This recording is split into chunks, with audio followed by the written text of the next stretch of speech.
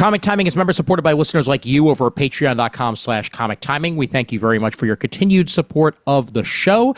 And you have supported 30 plus episodes in the year 2025, numbered episodes, that is, plus a couple of extra points thrown in there for good measure. And for as little as $1 a month, you get some behind the scenes access, including occasional articles by Chris Naudus, some behind the scenes audio, some occasional diary entries by myself, and whatever else we can throw your way. So thank you very much once again for all your support at patreon.com/comic timing. If you want to give a one-time donation, that's also available at paypal.me/IAM sci-fi. Thank you guys very much, and onward to another year. Yay, time.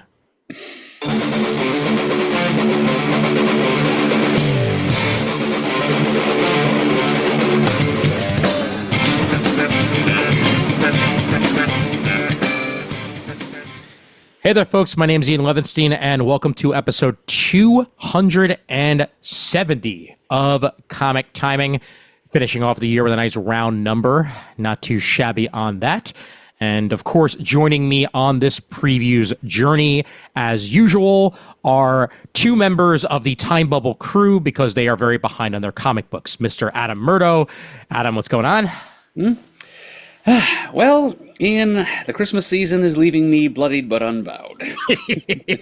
Excellent. As you were saying pre-show, glad it's finally starting to slow down a little bit, and maybe you'll be able to breathe in another week or two. Yes, but breathing is good. And tomorrow I'm even going to take some time off to do some of the shopping that I should have gotten done, 2 weeks ago, but never do because Christmas-born life.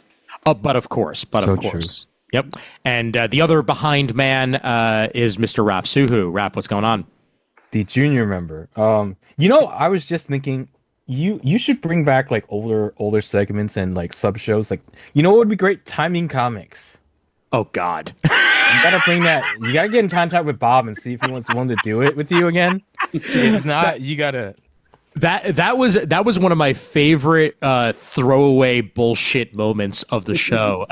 Anybody who wasn't listening back then, it was for one of the anniversary episodes. Might have been episode 100 if I remember correctly. Bob Braytall, really long-time friend of the show, came on and did a alternate version of Comic Timing called Timing Comics, where he timed the amount of time that it took him to read specific issues. Good times, quite literally. Yep. Been a while since I've thought of that one, so thanks for throwing that one my way, Raph. We're old. Yep. Before we get into the main previews portion of today, I get to use this one more time. Breaking news.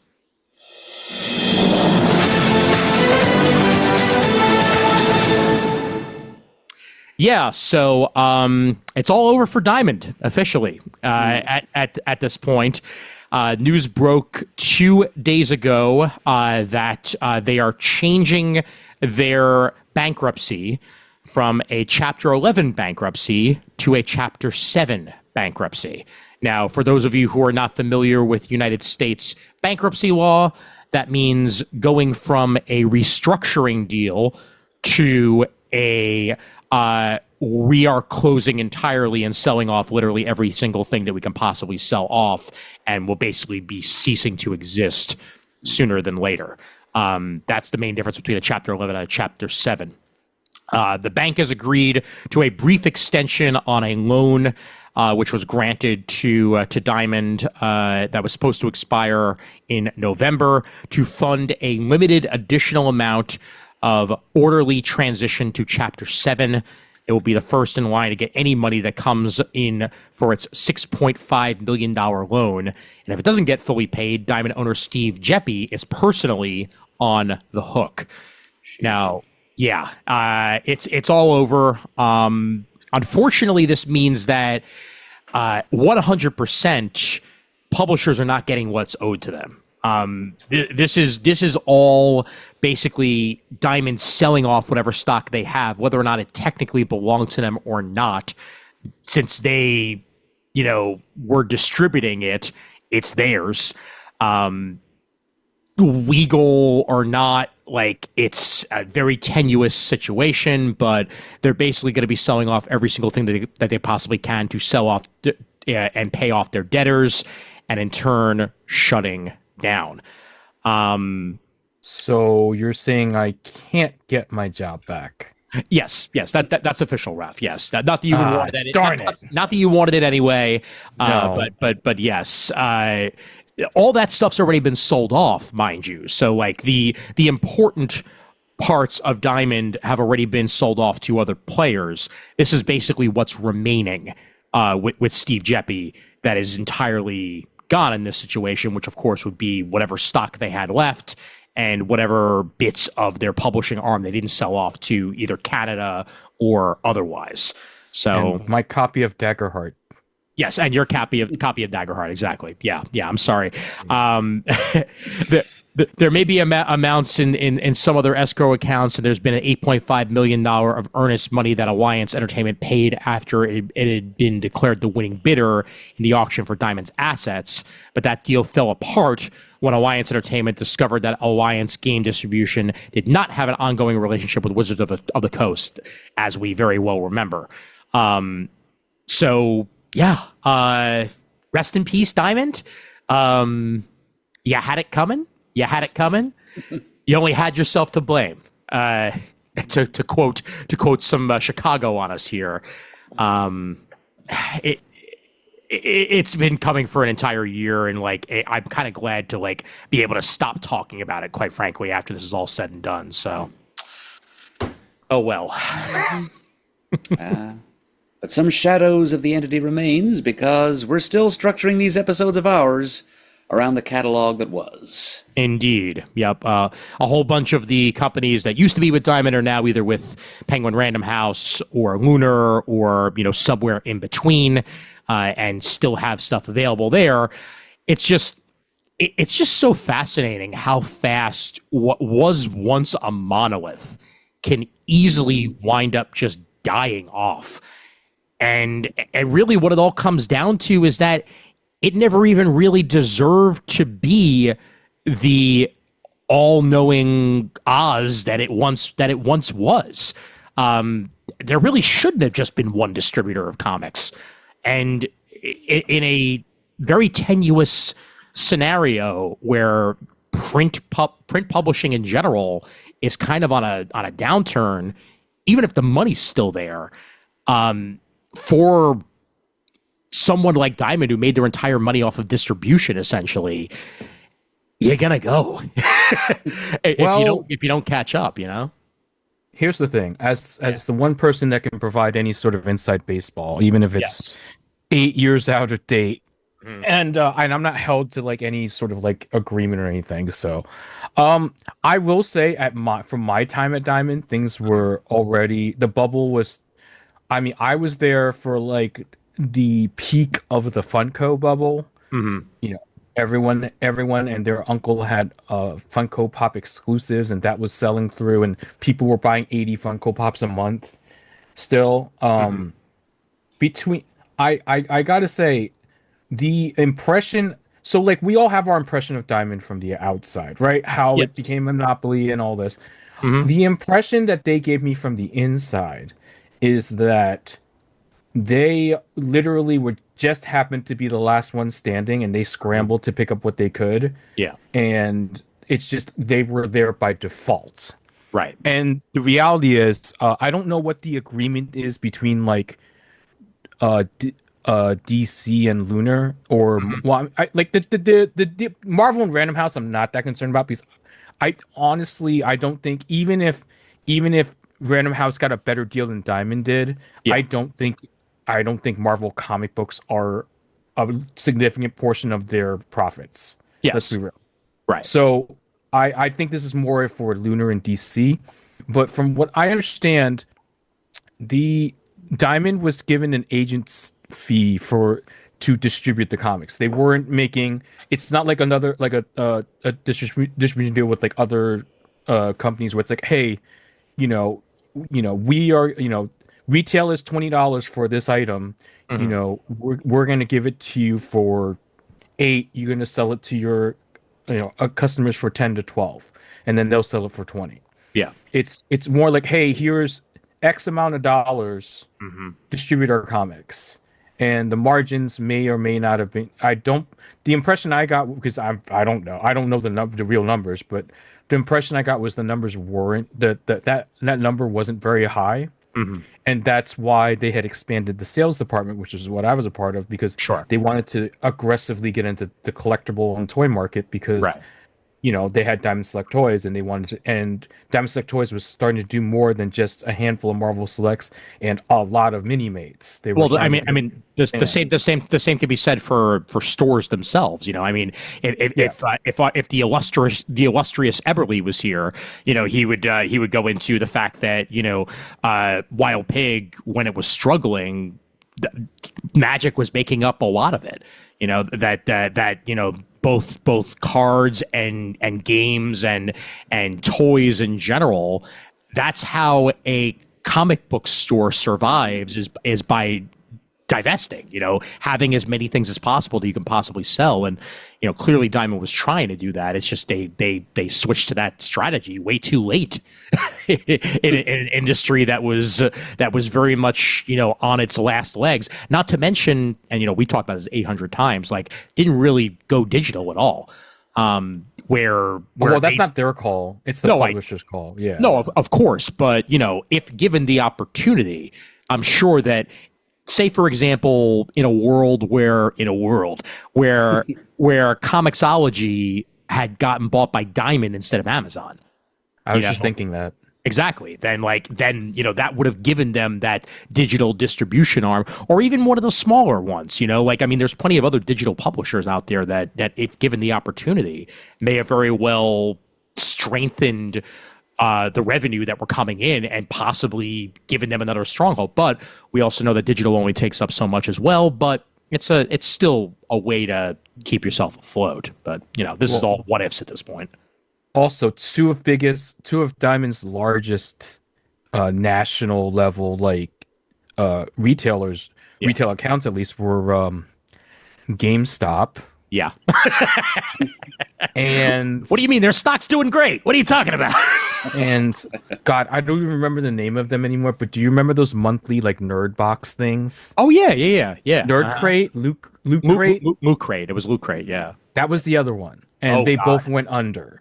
Yep. So when two of your largest accounts go under, it's kind of a bad sign. Oh yeah. I remember how sad those last couple of Loot Crates were. They were basically just throwing in there any stock they had left. So a left sock or something like that. Where's the right one? Half we of ran someone's out. sandwich. Sorry. Exactly. Yes. Half of someone's sandwich that kind of looks a little bit like Homer Simpson's head. That's the type of shit you were getting in the last couple of Loot Crates. Doritos crumbs. What the hell? Yeah, I mean, look, it's sad for anybody who was still working for Diamond at this point. I feel for you, but not many people were, because it's basically, went tips up a while ago. One thing that I did not actually realize back in October that we didn't touch on, that I will mention very quickly because it was something that we were wondering earlier this year. Universal Distribution has officially bought the rights to Free Comic Book Day. So Free Comic Book Day will continue under Universal, who basically bought up all the important parts of Diamond anyway. So that was official as of October. So yes, that there will still be Free Comic Book Day as named, because it is not part of the assets that are part of this Chapter 7 liquidation. Thank goodness. I know. Yeah, because for one thing, it's too damn good of a name. Even if it ain't free for the stores, it's free for us, and it's still a great way to get people into the stores, at least once in a May. So yeah. Rest in peace, Diamond. Long may you have reigned. ... Question mark. But whatever. We still got previews to talk about, whether or not it's Diamond or not. And we are all prepared for that here. And we will start things off as usual with Image, once I get it up on this here screen. And here we go. All right, excellent. Okay. Starting off this month with some new Brubaker stuff. Exactly. On page 1 here of the Image catalog, we get 5 Gears in Reverse, a criminal book hardcover by that wonderful team of Brubaker and Phillips. This is an advanced solicit, I will point out. So even though this is the December catalog that's mostly going to be, telling us about February stuff, this one ain't coming out for a while. So they don't even have a date attached to this yet, outside of May. So yeah. So it's going to be a while. A brand new criminal graphic novel featuring the legendary Ricky Lawless and the crazy tale of how he and Mallory fell in love in the midst of a crime spree. One of the wildest, most action-packed books that Brubaker and Phillips have ever done. We delve deep into the life of one of criminal's most complex and tragic characters, Ricky Lawless. I just really like saying that name, too. Great name. He tries to pay off a deep debt to a mobster. This also sounds like Diamond's story, while things just keep going from bad to worse. 5 Gears in Reverse will have longtime criminal fans cheering the return of Ricky Lawless. And new readers will find it a perfect jumping-on point for the greatest crime comic series of the 21st century. Did we mention that Ricky Lawless is in this? Because he is. Looks like it's going to be some great criminal action here. 144 pages for $24.99 before any sort of discounts. Criminal returns here on page 1. Some lovely artwork to go along with it on the following page. Curious about this one too here on page 3. Yeah, me too. Yep. White Sky. William Harms. Another great name. And I wonder if that's his actual given name. Probably not, but William Harms. Damn. You're made to be a writer. With artwork by Lee Lowridge and Jean-Paul Mavigne. 5 years ago, the sky turned white and the world ended. Violet and her father David are forced out of hiding and flee toward the ruins of San Francisco, where they believe they'll be safe. But in this haunted world ruled by ghosts, no place is safe. And this is White Sky. Murd, you're not at all familiar with White Skies in comic books or anything like that. That's never happened in DC. Yeah, something like that. White wall plus red sky. Yes. Yeah. Close and enough. the dead returning to life, albeit via time travel rather than by supernatural apocalypse. Mm-hmm. Even so, or rings.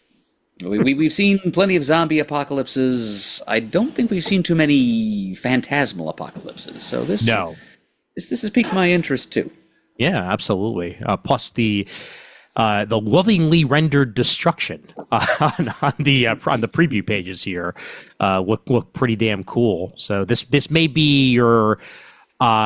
It's weird to say the word supernatural Walking Dead, but that's kind of the feel that I'm getting here. Like something even further sci-fi on top of your Walking Dead is what you're going to be getting here. Walking Dead with ghosts instead of zombies. Exactly. Yep. So get that there on page 3.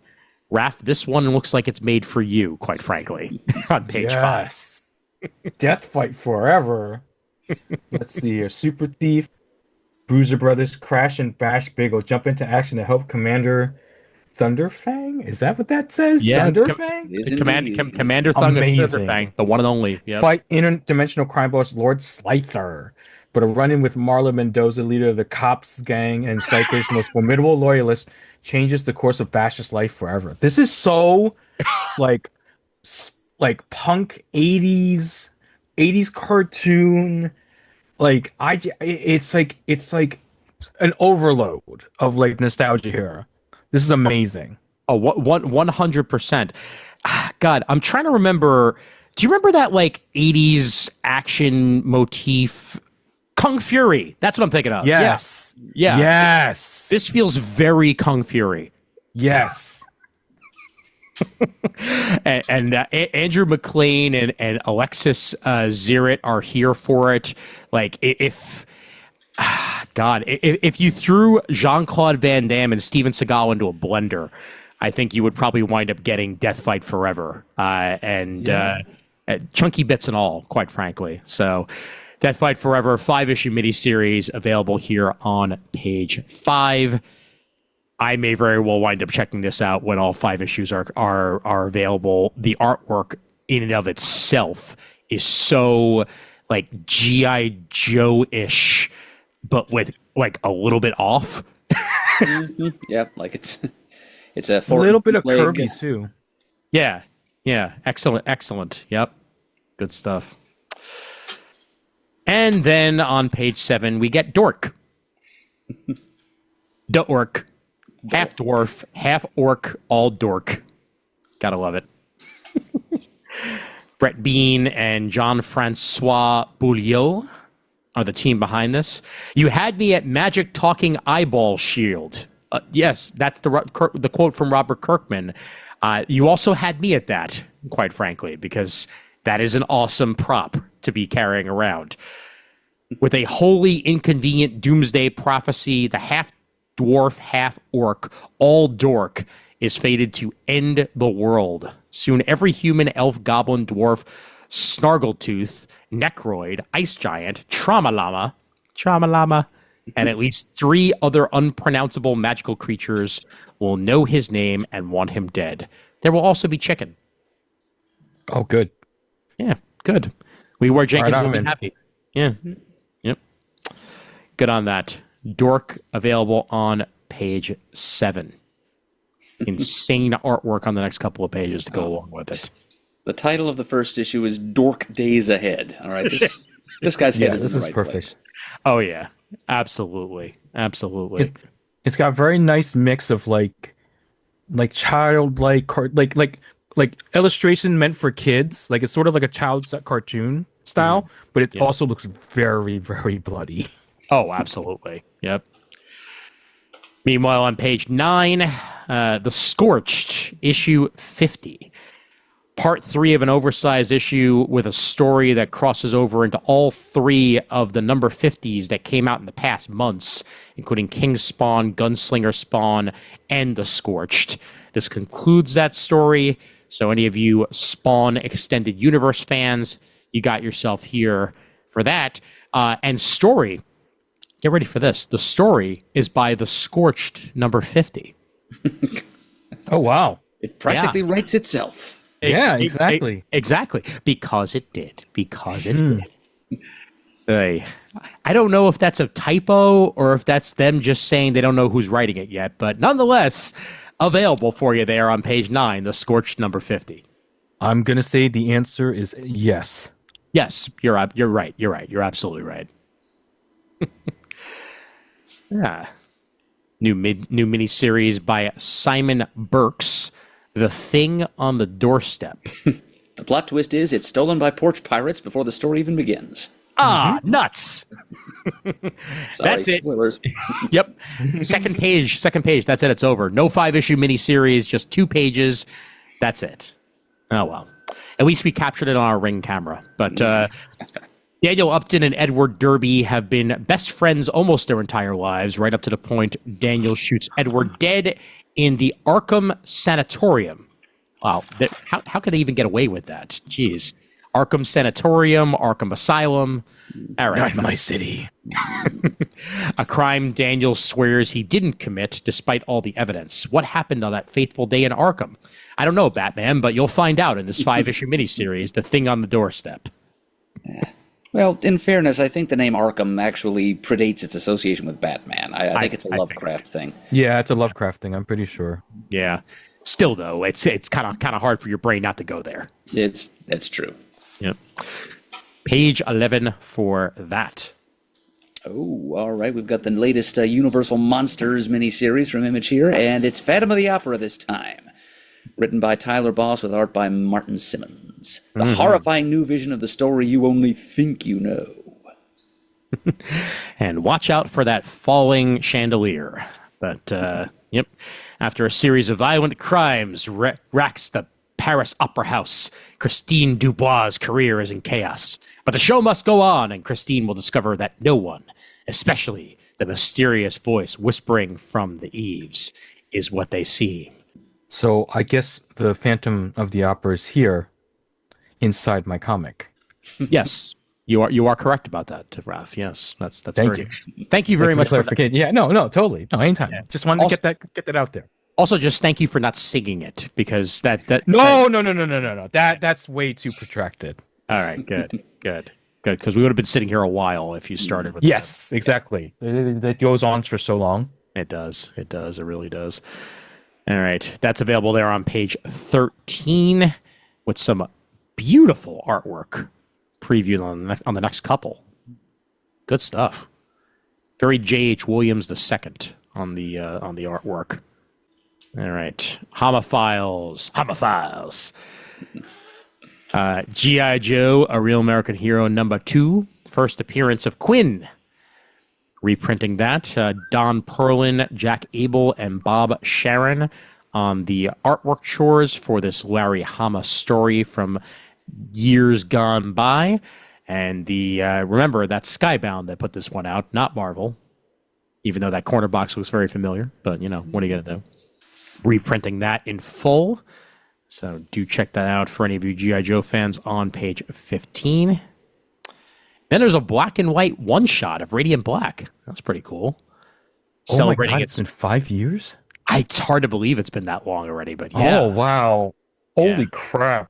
Wow. Where's the time go? This actually reprints Marcelo Costa's crisp inks from Radiant Black #1 in black and white. So even though it's listed as a one-shot, it is just the first issue in full black and white to celebrate the 5th anniversary. So if you want some pretty pencils, you'll find that there on page 16. All right. Get further down. A lot of stuff is ongoing. I will mention Capes issue 4 in passing, as once again, happy to see that back in print there on page 20. And as we get further down, Death to Pachuco, number 5 of 5. So that finishes that miniseries up by Henry Barajas on page 23. I'm sure there will be a trade forthcoming for that one sooner than later. Final Boss issue 4 by Tyler Kirkham. Ooh, a comic about The Rock. Indeed. No, different Final Boss. Oh, okay. Yeah. Issue 29 of the G.I. Joe comic, issue 19 on page 29 of the G.I. Joe comic brings us a brand spanking new story arc, and it's Joe versus Transformer. When Duke discovers that Clutch has been hiding the Autobot Hound from the Joes, can anyone stop him from putting down Hound permanently? We will find that out here. Joshua Williamson, Andrea Milana, and Lee Langridge bring us a crossover that 80s kids really, really wanted back in the day, and now we get I need to catch up. Yeah. Real quick, can you go back up one? Yeah. Yep. Because Free Planet... Yeah. I reviewed the first episode of the first issue of that on the first comics catch up. Yep. And this is the start of a new story arc. And yes. I have the first volume here. Mm-hmm. I just got it from DCBS yesterday. Yeah. There it is. There you go. So expect another review soon. Whenever. Okay. This is the pile of comics I've read and that needs to be reviewed. There's a lot, believe me. Well, good, because this is the last full episode of Comic Timing for the year, so if you somehow manage to release one in the next 2 weeks, you will have a full Comic Timing audience. So there you go. Yep. That's issue 9 of Free Planet there on page 28. But yes, let's go back to our 80s hearts being very, very full with a crossover that we all wanted as kids. So happy to see that finally happening here. Hound is the perfect choice to cross over with. Yes. Yep. Now just send them all up against the Combaticons, and we'll have ourselves a party. Oh, yeah. Oh, man. And there's a spoiler cover, which is cover F here. I somehow think that it won't just say the word spoiler on it. It's going to have something special on it. So if you... It's Stephanie Brown? Yeah. There you go. I like the way you think. Page 29 for that, and then on page 30, we get issue 325 of G.I. Joe, A Real American Hero. 2 all-new Joes make their first appearance as Duke and Roadblock lead a dangerous cover-up into Barovia. A new era for G.I. Joe, A Real American Hero starts here. with an excellent cover by Andy Kubert. That is taking on Strahd? No, they're not. Okay, because we took on Strahd and we won. I mean, they could do it. I know. A different Barovia. Different Barovia. Right, okay. Yeah. So D&D fans, they are not going to be rolling for initiative in this particular comic here. They're just going to take the initiative and attack. So, Yojo. Yep. Congrats on 325 issues for Larry Hama on page 30. Geiger reaches its 21st issue and the end of another story arc here, The Northerner Dead America Part 2. Jeff Johns and Gary Frank's Geiger epic continues here on page 31. And as we get lots of countries have a north. That's very true. Yes, they do. I Hate Fairyland number 48. Scotty Young and Derek Loffman on page 35. 2 away from the 50th issue of I Hate Fairyland. Getting pretty close to that. And King Spawn has existed for 54 issues now. He's the King Spawn, you know. Page 37. It's good to be the king. There you go. It's pronounced Frankenstein, by the way.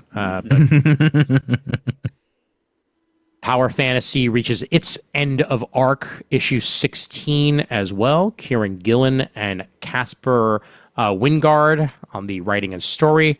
Okay, then. You win. Let's do a fight. Great solicitation there for the Power Fantasy issue 16 on page 41. Succinct and to the point. That's another series I think I have the first trade of. Nice. Speaking of end of story arcs, Radiant Black issue 42 finishes that story arc up, and it will once again change Radiant Black forever. We'll see about that, but we'll know for sure soon enough on page 42. Whole bunch of other stuff mid-story, and yes, no saga this month. Savage Dragon is 279 issues in at this point, and I like how they're using the Comics Code Authority thing to say another Eric Larson smash hit as America's greatest comic magazine reaches its 279th issue. Story by Eric Larson, art by Eric Larson, and Eric Larson by Eric Larson on page 48. Fair enough. I liked Eric Larson better when he was written by Morrison. Yeah. It was only for like 3 issues anyway. Yeah, that's fine. Brand new story arc of Remenders the Seasons also kicks off this month on page 49. That's issue 9 of that particular book. And down we go into the... you know what? Actually, we'll mention this before we get to trades. Of course, Autobots vs. Decepticons and Transformers number 29 by Robert Kirkman and newcomer Dan Mora. Wow. Yep. Autobots vs. Decepticons, and only Spoiler can turn the tide. Once again, Spoiler is all over the place here. Stephanie Brown just having her fun over at Image Comics. Yep. Page 54, we'll see what that's all about soon enough. And down we go into the trades. Crazy how much Youngblood appears to be selling. I'm like, I'm sorry, who's buying this? All right, fine. Apparently somebody is, so good for you guys. If you're a fan of him, then by all means. Across the Massive Verse Volume 2 brings us a whole bunch of Radiant Black tie-in books. This has Radiant Red, Radiant Pink, No One, and Cal at the bargain price of $9.99. This collects the first issues of all of those series into one collection. Available there on page 61. It's a great way to dip your toe into the Massiveverse with this second volume of Across the Massiveverse. Well, then they have to eventually get into the Massiveverse. Yes, they will at some point. I guarantee it. And here we are with this month's artist edition, and it is a doozy. Doctor Strange by Paul Smith getting the artist edition treatment. Roger Stern on the artwork, and the one and only Paul Smith, of course. Robert Stern on the story, Paul Smith on the artwork. Experienced the stunning artistry of Paul Smith during his fan favorite one on Doctor Strange in this deluxe oversized artist edition. This will collect various issues, including issues 65, 69, 70, and 72, and an additional 40 pages from an array of issues, plus more beautiful covers and pages representing every corner of the Marvel Universe, including Smith's very first published Marvel story from Marvel Fanfare #1, featuring Daredevil included in there in the mix. So, didn't this used to be an IDW thing? Yes. For many years, they were the ones doing the artist edition stuff, and it's been over at Image now for a couple months now. So they're I just didn't notice that. Yep. Yeah. So they've just been handling that about half the year. I feel like they've been putting those out. So page 64 there for Doctor Strange artist edition. It's 12 by 17, 192 pages for 150 smackers. Then the third volume of G.I. Joe on page 65, collecting 13 through 18 of that series. I Hate Fairyland getting its 9th trade paperback on page 68, 41 through 45 of that. And a hardcover to go along with it on the very next page, page 69. Collects issues 11 through 20 in hardcover. New edition of the Invincible stuff reaches volume 14. Once again, these are the smaller print 6x9 books, easily accessible to younger readers who are into a manga format. So, Invincible New Edition Volume 14 on page 71. Don't give it to too young a reader because there's some crazy shit going on by the time this part of Invincible is hit.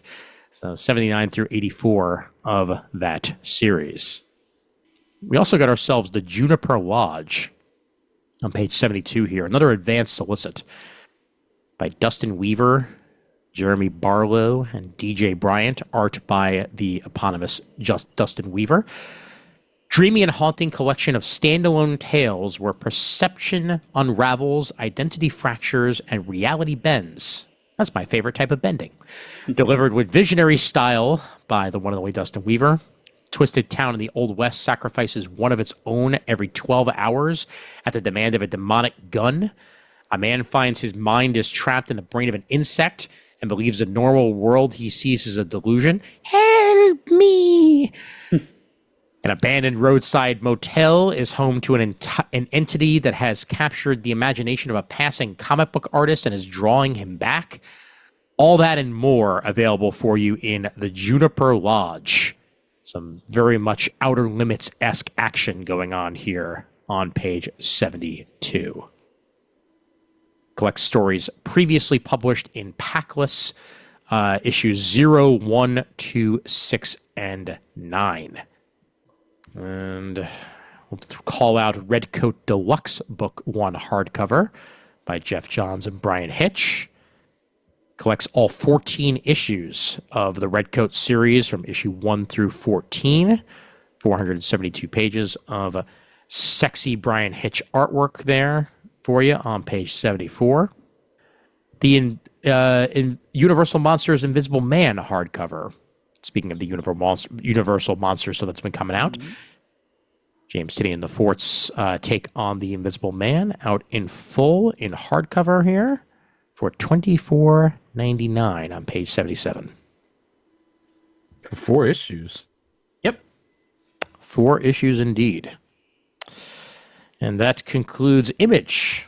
All right. Head ourselves over to IDW. IDW coming out with some interesting stuff this month. Looking forward to talking about a bunch of it. Yeah.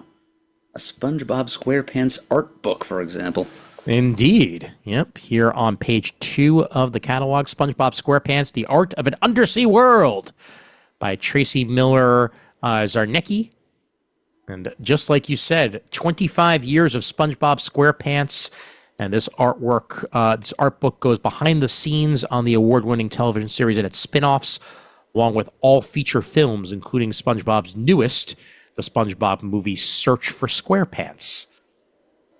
Apparently his previous pair of SquarePants broke, and now he needs to find himself a new one. But either way, this will give you some nice behind-the-scenes action and artwork on the series. I think that's in theaters right now. I think you might be right about that. Because I had the misfortune of watching because I'm online all the time now.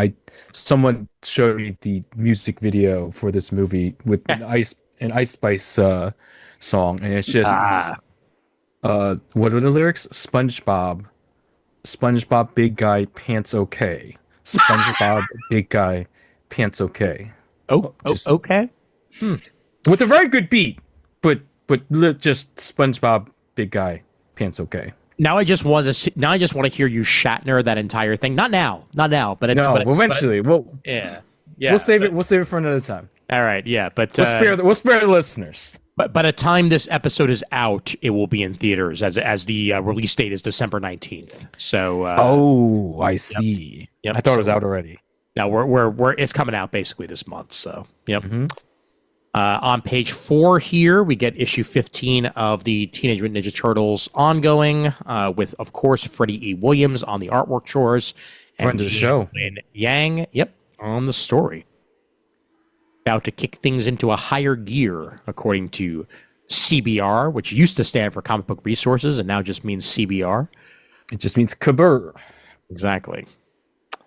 I'll cover that one. Turtles also learn who Ujigami's next target is, and the race is on to save one of their greatest allies. That there on page 4. And of course, issue 4 of Raph's favorite comic book, Teenage Mutant Ninja Turtles X Godzilla. Yeah, I don't remember what cover I picked. I think I would want the cover C, but that cover A is incredible. It is really nice. Yeah. Very, very nice. Love it. Is that Toka and Razor? Like no, Bebop and Rocksteady. Oh, it is. Okay. The two giants, that's Gigan and Destroyer. Oh, but it's also Bebop and Rocksteady. It's also Bebop and Rocksteady, yes. Okay, got it. Yeah, because the designs are very Toka and Razor, to be honest with you. So yeah, well, but Toka and Razor are basically Bebop and Rocksteady. I know. Yeah, in giant form and combined, they just look even more like that. But yeah. In Pog form! TMNT X Godzilla issue 4 on page 7. And issue 34 of the Saturday Morning Adventure brings us part 2 of Perils of the Pantheon on page 8 here. Get a third volume of the Teenage Mutant Ninja Turtles Turtle Power Pack, volume 3 there. I almost bought this, and then I read that it was for children, and then I bought it anyway. I almost bought it thinking it was for adults, but then I found that it was for children, and I was like, something for me. Yes. Oh, boy. Yep, Eric Burnham is the writer on this, so it's going to be good stories no matter what. Dario Brizuela, Tim Laddie, and Jim Lawson on the artwork chores. They're on page 10. Issue 8 of the Kaisei era Godzilla. They're on page 11. Godzilla is living inside a teenage boy, and a legion of kaiju are beginning a stampede across America. Fascinating. Which is interesting because Toho just announced a new Godzilla anime, and it's aimed at the Southeast Asian market, and it's a hero anime, and the main character is a teenage boy who somehow exhibits the powers of Godzilla, which is very similar to the plot of this comic.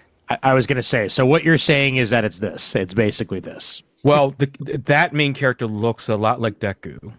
Got it. Like a lot. Like it's basically Deku that with Godzilla powers is what the art gives me an impression. Okay. There hasn't been a trailer or anything yet. Just the announcement and the key art, but that's it. Nice. Page 11 for Godzilla on issue 8 there. And of course, you also get Godzilla Rules of the Earth by Chris Mowry, IDW Classics Collection. I have this digitally, and I want to get it in a book format, so I bought this. Nice. In a pocket-sized 6x9 edition, for that matter. It's 525 page.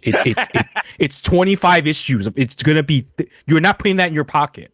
I was gonna say, yeah, like maybe we should like only use the term pocket size for something that can actually fit in your pocket.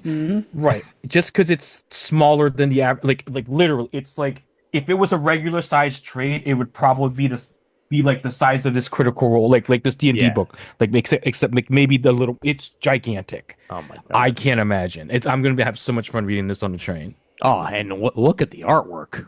Oh, Beautiful. you know what? This book is great. It's basically like an all-star it's like basically like Godzilla Final Wars where Godzilla takes on everyone, but in a much longer extended story that actually is really like Final Wars is fun, but the plot is it's fun. It's not good. Right. This is a much more developed plot. Okay, cool. That's there on page 12 in quote-unquote pocket size. All right. We get the Rocketeer miniseries by John Layman and Jacob Edgar on page 15 here. The Rocketeer, The Island. Yeah. Fantastic. There was at one point potentially going to be a revival of Rocketeer on the screen, and it looks like that is not going to be happening unless it winds up getting revived in one way or the other. But brand new Rocketeer miniseries here out of IDW, and he's returning to save Amelia Earhart in a brand new story by creator Dave Stevens. That something doesn't compute there. Yeah, It's a never published outline. Okay. I figured. So it's probably like they found Dave Stevens' notes and he had like, oh, Rocketeer saves Amelia Earhart, and then John Layman's going to fill in the rest. But still, saying that it's by creator Dave Stevens is not the best way to phrase that. Yeah, That's a stretch. It would have been a lot better to say in a brand new story crafted or envisioned by Dave Stevens or something like that. That would make more sense, since again, John Layman is your writer, and John Layman's a damn fine writer at that. So hopefully this will be excellent, and maybe he'll actually find Amelia Earhart after all these years. Who knows? Page 15 for that Rocketeer miniseries. And then Street Sharks issue 5. Thank you. You're welcome. Moving on. Ooh. Man, that is a cover. That is a gorgeous cover indeed. Star Trek Deviations Threads of Destiny by Stephanie Williams and Gregory Maldonado. This here on page 17. It's a one-shot featuring Uhura in the 23rd century. It explores far-flung star systems with her crew and the Enterprise as part of her mission to communicate and build bridges with life across the galaxy. But in the 20th century, humankind was working to build understanding among themselves, with African Americans on Earth championing the civil rights movement and using their voices and acts of protest to end racial segregation and discrimination. Now, by way of the Guardian of Forever, Uhura is yanked back through time to 1963, where she'll join all those fighting for equality and justice and reconnect to why her work as a communications officer is perhaps the most important work of all. This sounds awesome. Very well crafted idea here. Yep, I'm completely down for this. And I love a good one shot, and this is absolutely the type of one shot you should be putting out. So It looks like our friend Charlie Kirkhoff is coloring it too. haha, there you go. Excellent. Oh, look at that. Yep. Page 17 here, Star Trek Deviations, Threads of Destiny. And the last Starship series by Kellyanne Lanzig reaches its 5th issue on page 18, and 5th issue for Star Trek Voyager Homecoming on the following page 19. We're also getting a Deep Space Nine omnibus with stories by Mike Chen, David Tipton, and Scott Tipton, art by Angel Hernandez and Greg Scott. 3 graphic novels that let fans of the classic Star Trek series dive deeper into the world of Star Trek Deep Space Nine, collected in one package here. And don't miss out on these exclusive Lost episodes celebrating the 30th anniversary of the fan favorite show, Deep Space Nine.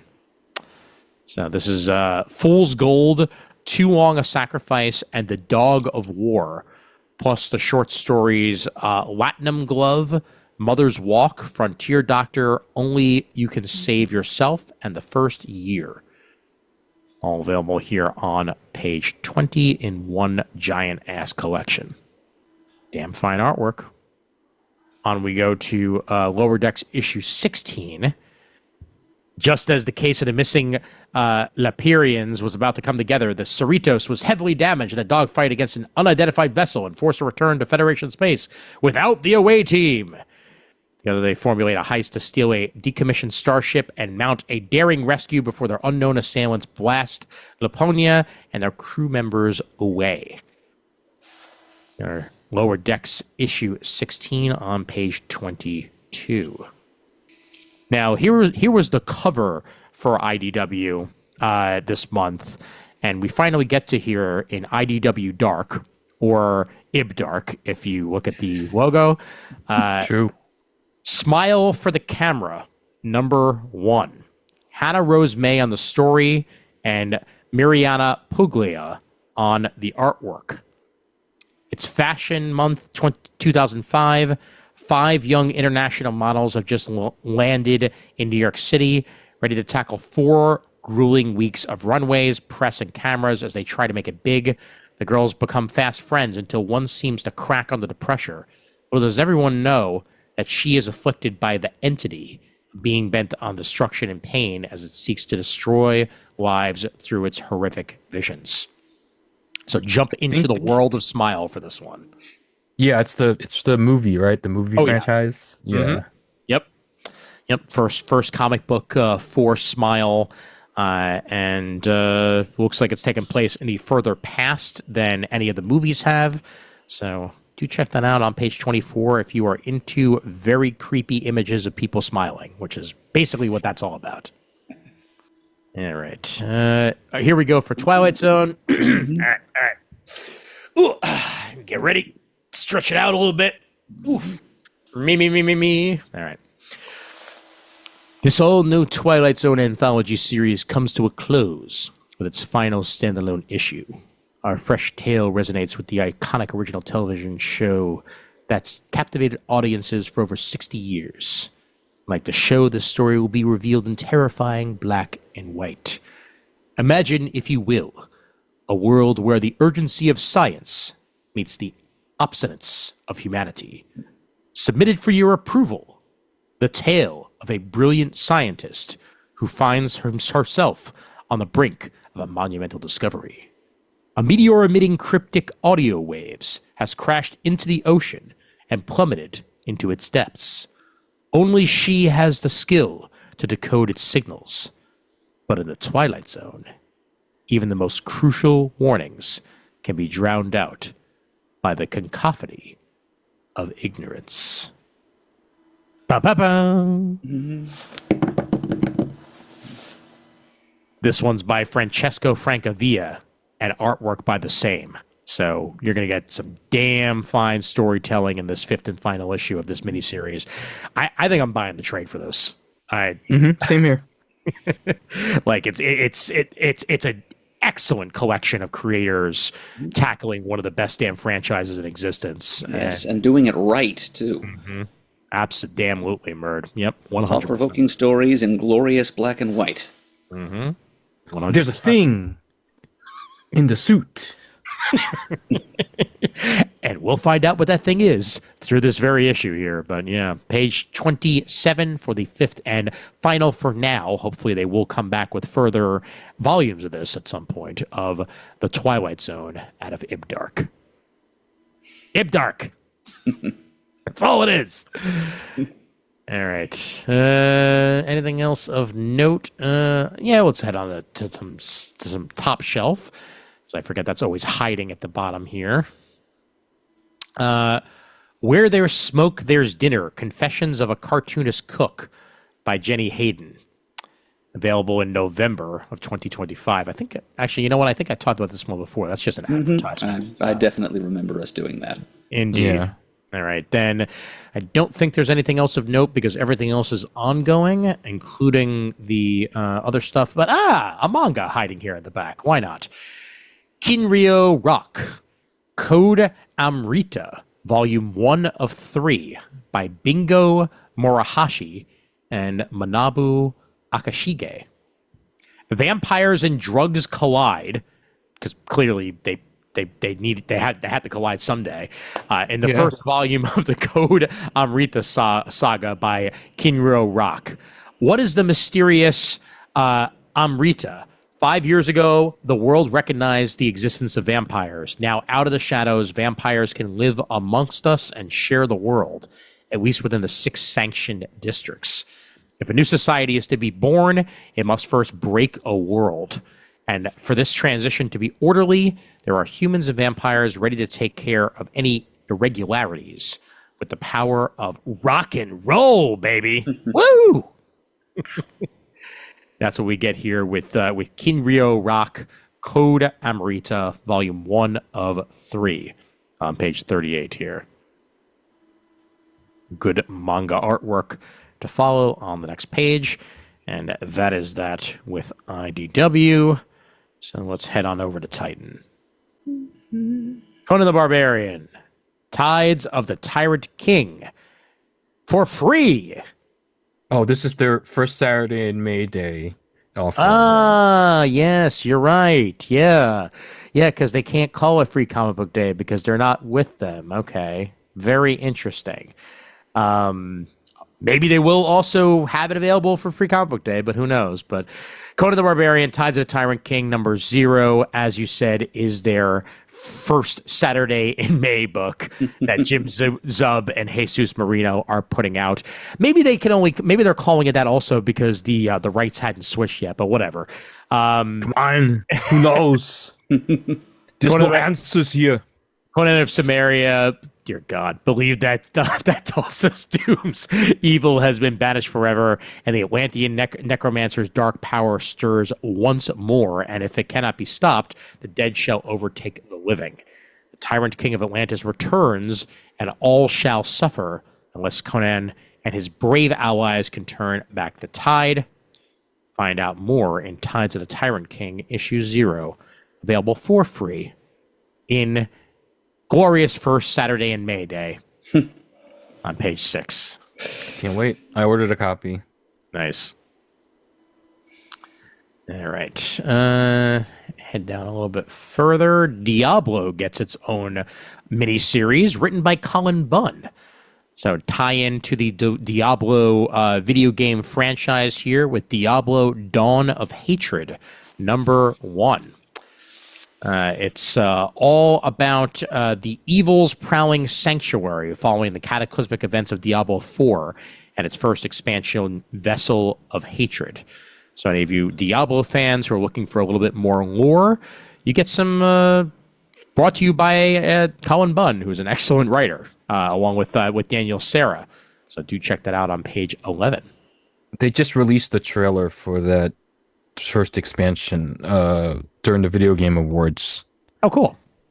Yeah, it's I think they're introducing paladins in Diablo 4 and Mephisto's there. I don't like the demon with the actual Diablo, I think. Right. That's because he's got the horns and the cover of the game and the deviling and the souls taking and the what have you. Thank you very much, Sherry Lewis, for that description. Yeah. All right. Cool.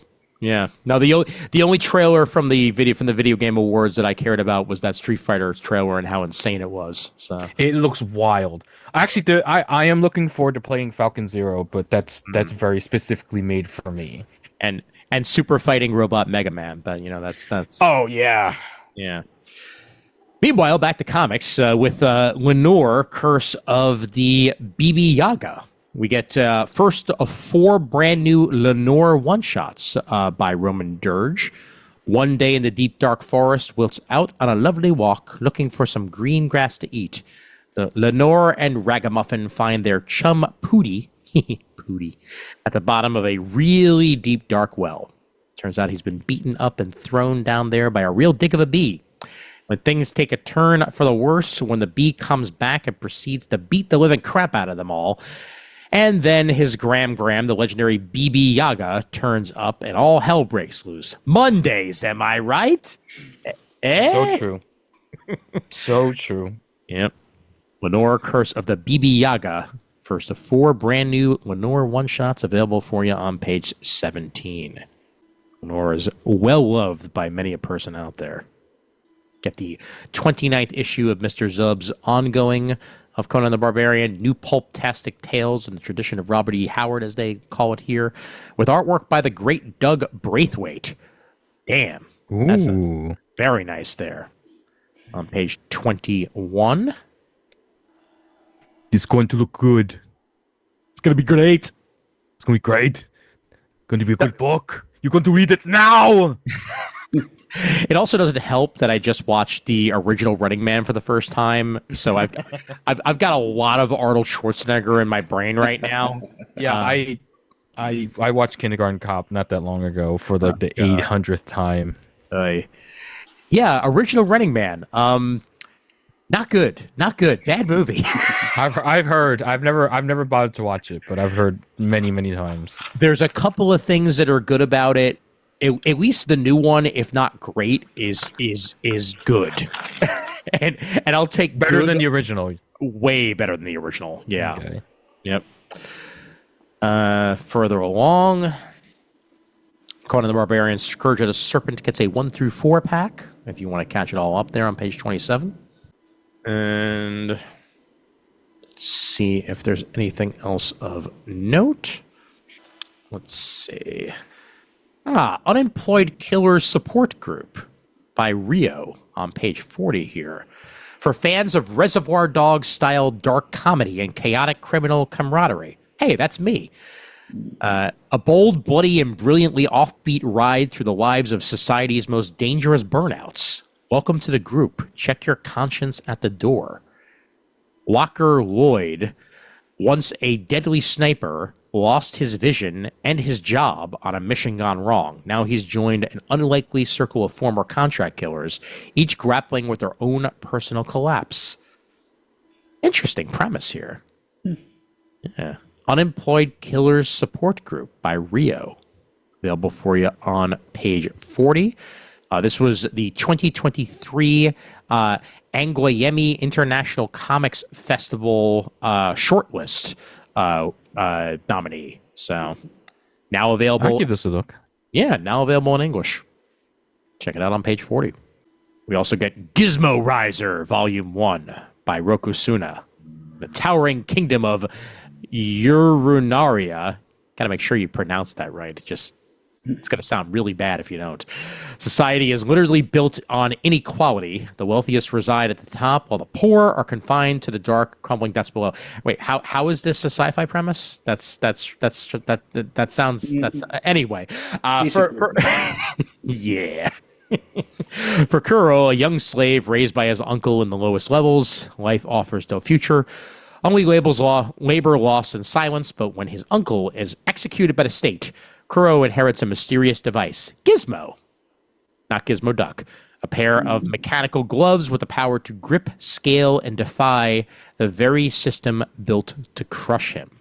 Blathering blatherskite.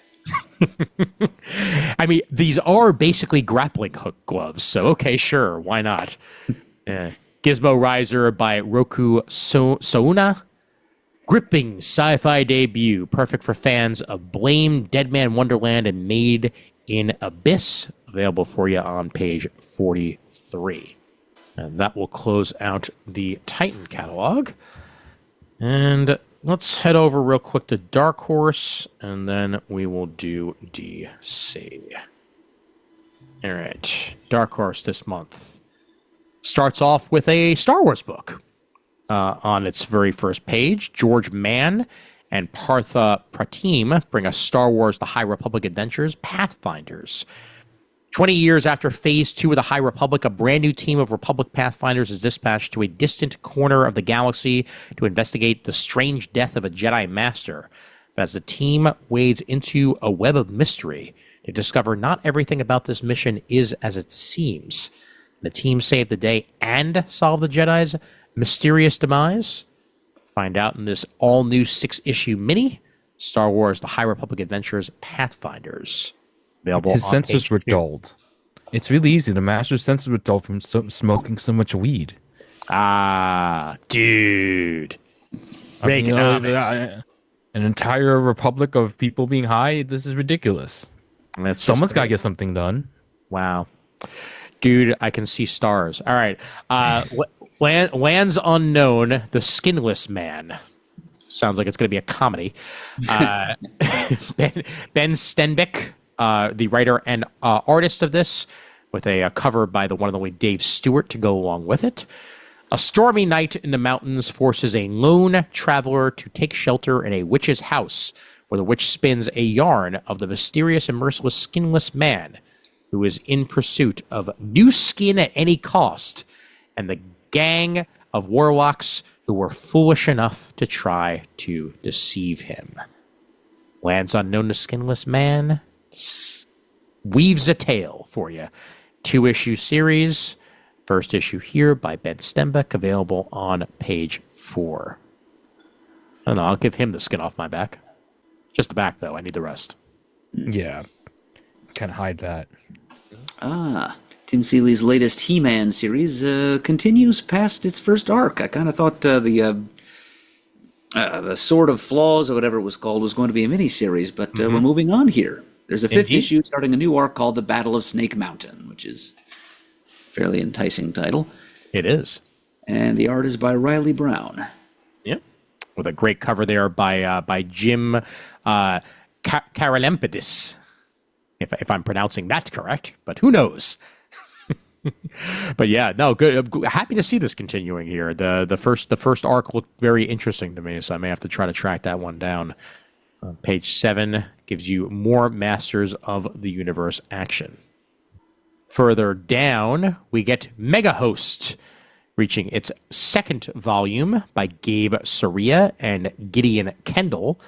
Young scholar, the strange Martin Magus, and the supernatural giant robot Mega Ghost defend the city of Dunwich Heights against the threat of the occult kaiju.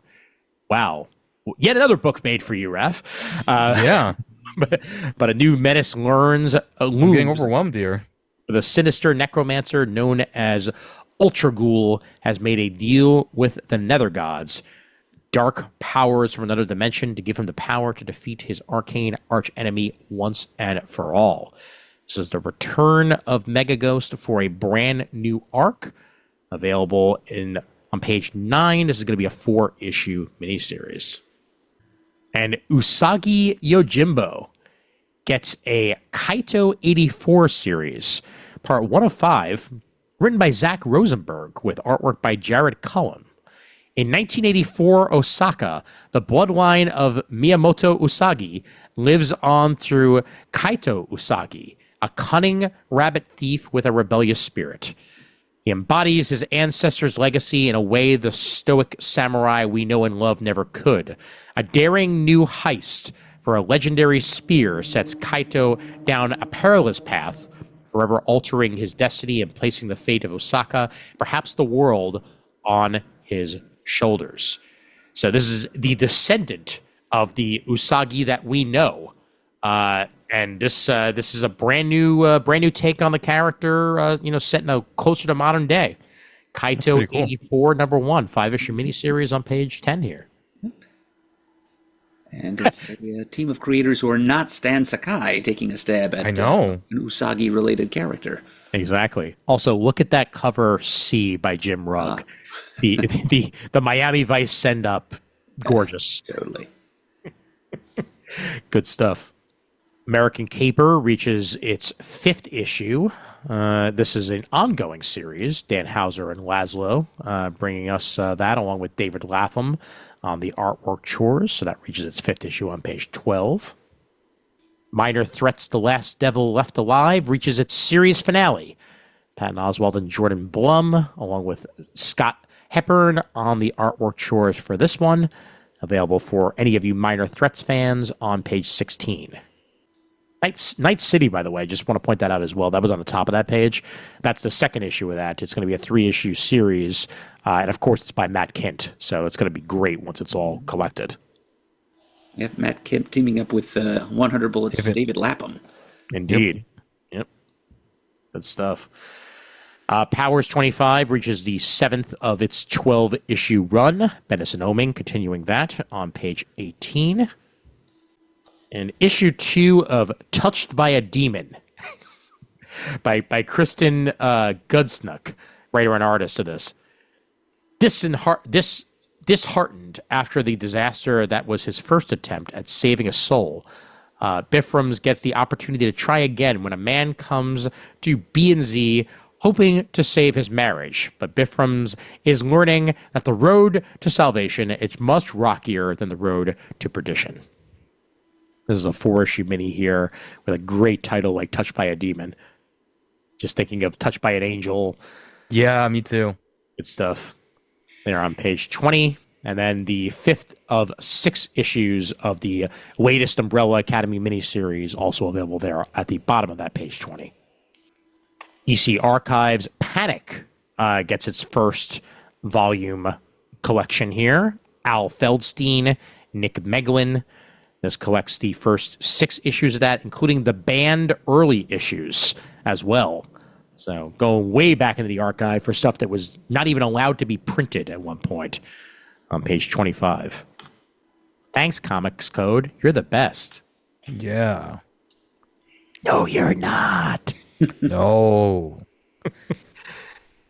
The Goon, A Bunch of Old Crap, Omnibus Volume 2. I love how they named this stuff. This collects the volumes 4 through 6 of the original Goon collections into one giant omnibus by the one and only Eric Powell on the writing and art chores. Available there on page 29. Long-running series.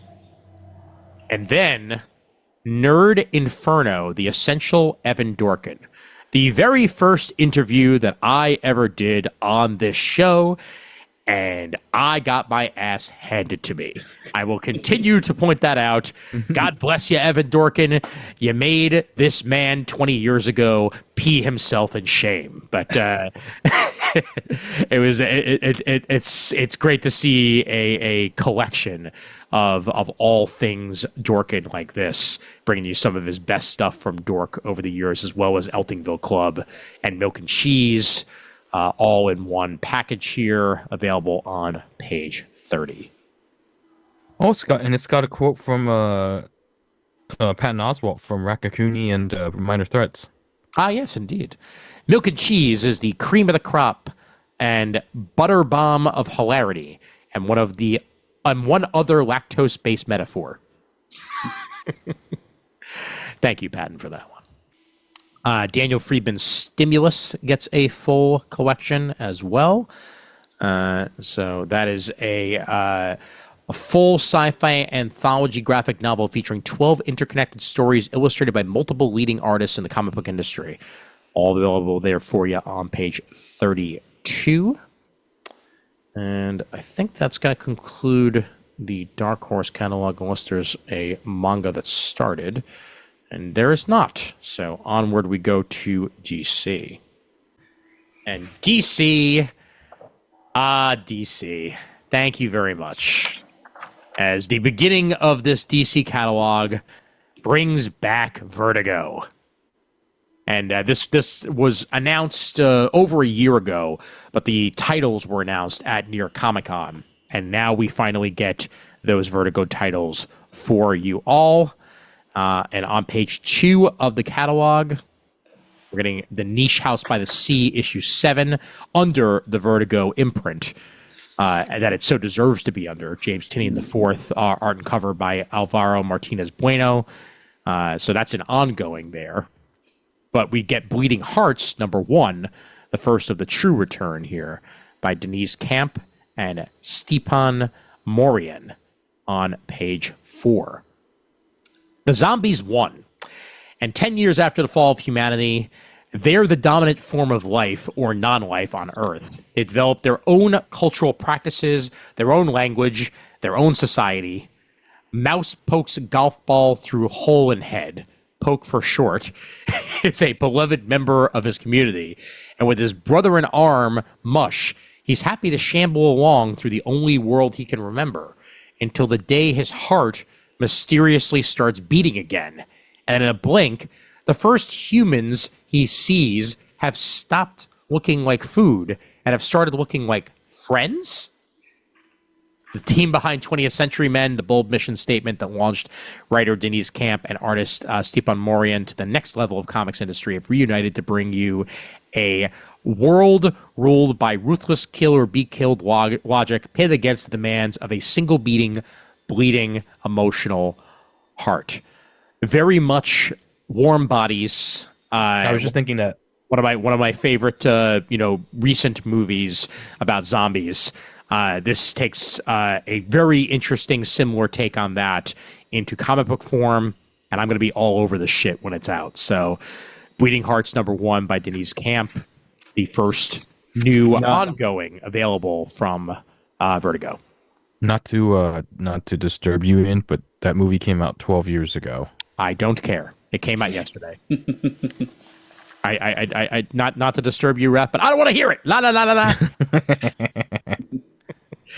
la. Warm Bodies, of course, featuring Mr. Lex Luthor. Yes. Lex Luthor. Kyle Starks brings End of Life as his Vertigo entry with art by Steve Pugh. Professional hitman Eddie Stallion. Man, the names just keep getting better and better, I swear. Has messed up. He's accidentally robbed the Raven. Nevermore. A high-ranking boss of the international cabal of assassins, the Menagerie, of which Eddie is a member, or he was. Now with a price on his head, Eddie chooses to hide in the one place everyone knows he'd never go, the small Midwestern town of Pluto, home of the estranged father and known hard-ass George Stallion. Even better name. Looking for safe harbor, Eddie instead finds his resentful father, that is, dying of cancer, old friends looking to collect that bounty, menagerie assassins who have wandered into town, a canceled newspaper comic strip creator turned local crime lord, and oh yeah, his childhood first love too. This sounds insane in all the right ways. End of Life #1, available on page 6, and some great preview art on the next page. The Peril of the Brutal Dark, an Ezra Kane mystery by Chris Condon and Jacob Phillips. New York City, 1941. Ezra Kane is a private investigator with a reputation for taking it on the chin if it means solving a case.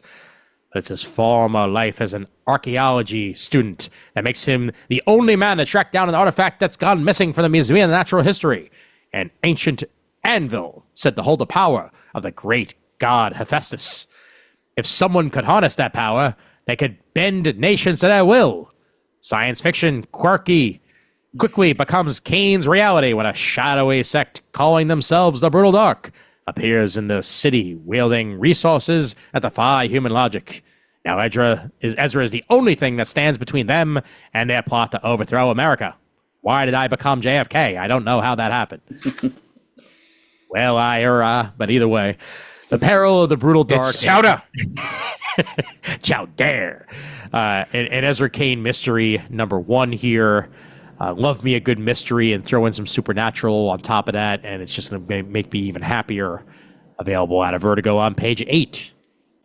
And on we go to the main DC stuff. And DCKO issue 4. I read the first 2. There was a lot of punching. All right, moving here. Yeah. They're here somewhere. I gotta catch up. It's stupid fun, but nothing I need to read immediately. But it's stupid fun. It's good times. Scott Snyder, Javi Fernandez on page 12. Then we also get DC KO Boss Battle #1. See, look at that. The Rock is back. Written by Jeremy Adams and Joshua Williamson, and art by Various. DC KO tie-in there. Yes, actually. Yes, Vampirella. Sub-Zero? Yes, Sub-Zero. Looks like Annabelle from The Conjuring. Yeah. Yep. Homelander from The Boys. Yep. Finally, he's gonna get his face beaten. If there is not Homelander versus Superman at some point during this battle, then everything's gone wrong, basically. But yeah, this is an epic crossover of insane proportions here, and you're getting that and more with DCKO Boss Battle. And then Night Fight, issue 4. I really liked the first issue. Shockingly, Dan Mora drew it good. On page 13. Hey, that Dan Moore guy's going places. Yeah, I know. Yeah. It's a good thing his name is Dan Mora and not Dan Lessa. Just saying. You're welcome for that one. And I deserve that, and I appreciate it. All right. Connecting Gillum March variant cover with Superman Unlimited number 10 with this one. I think Raph. that's what I got. That's what I got. Good for you. Good for you. It's either that or the Parator.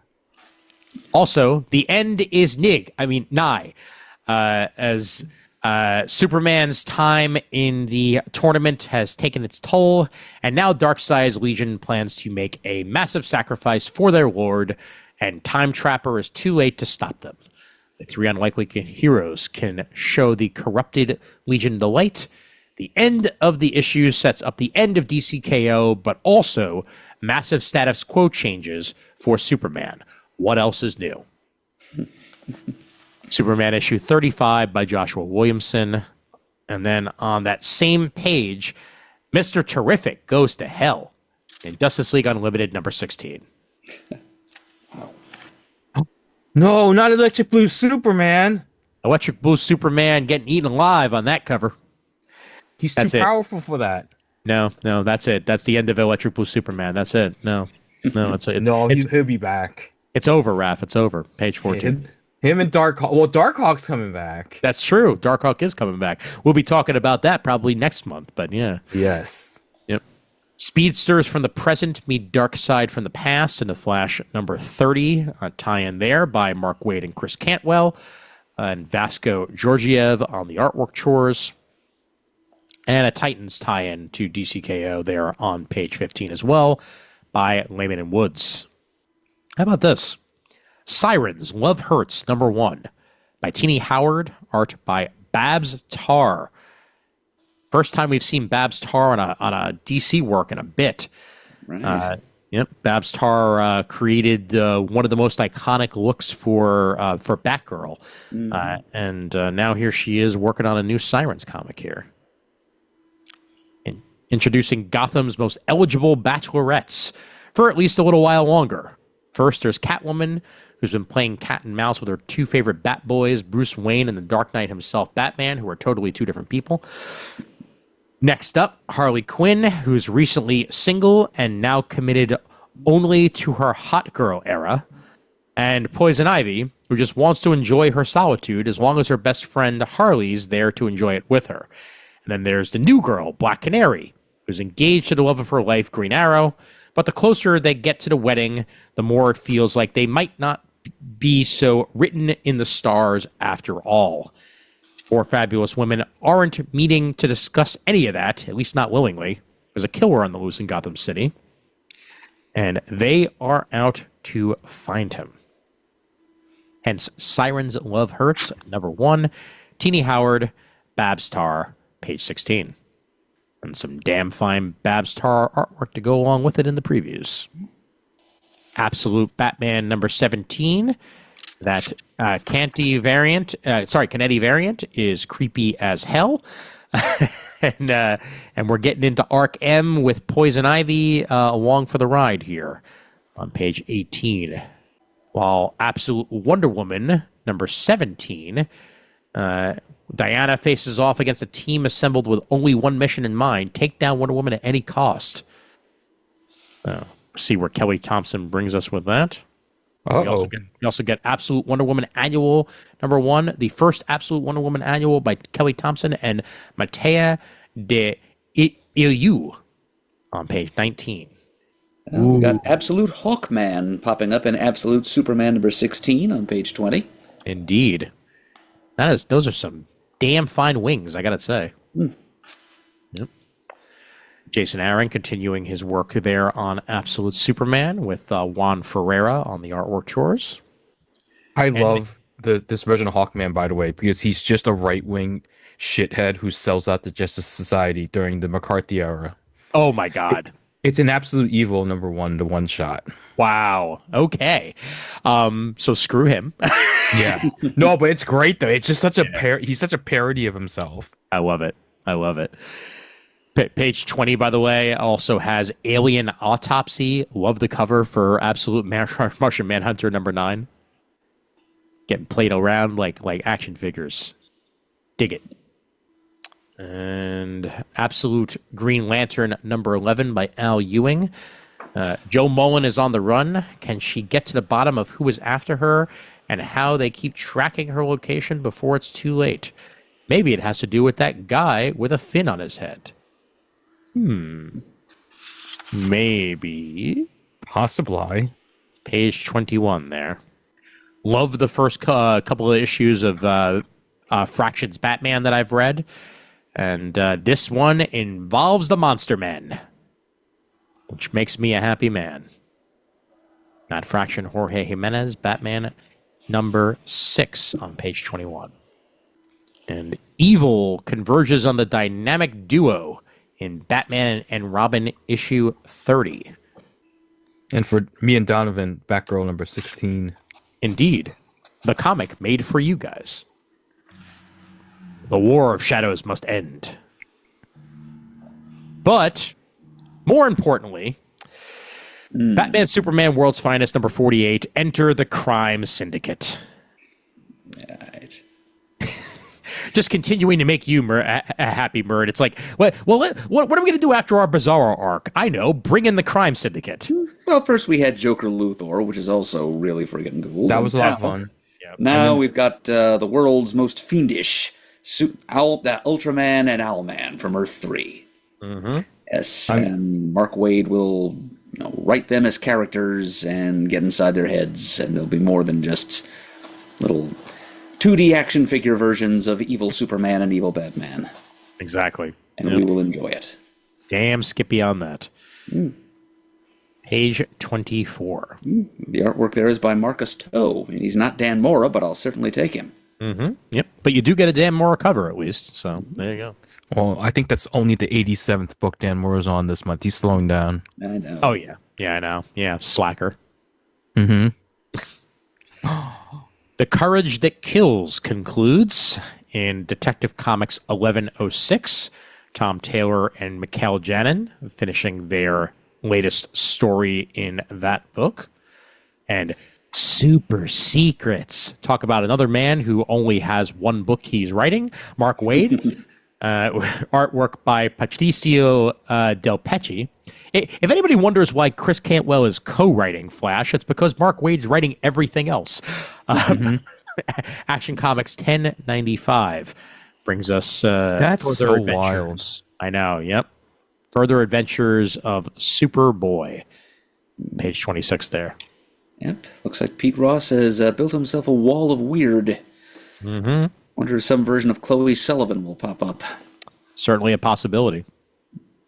She has existed in the DC universe before, so. I remember. Yep. And the prankster is triumphant in Superman Unlimited #10. Clearly, that is the end of Superman in that acid that he is in on the cover. Very clearly. Yep. Oh, man. I think I really wanted that Choi variant, but I think I did get the connecting. I'm not 100%.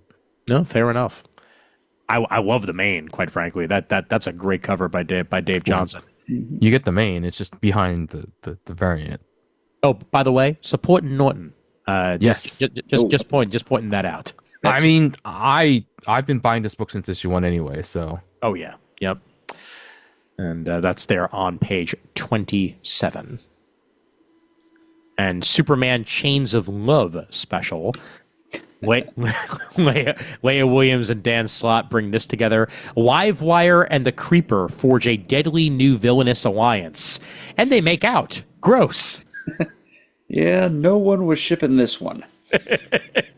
To say the least. I do like that variant cover, though, that Street Fighter inspired one. Oh, yeah, that is pretty good. Yeah. Yeah. With the the power bars and all that. Yeah. Great. Ig Gara and Rosie Campy are on the artwork chores to go along with this story here in Superman Chains of Love Special number 1 on page 27. Do I go on a date with my crush or make up with my best friend? If only I could do both.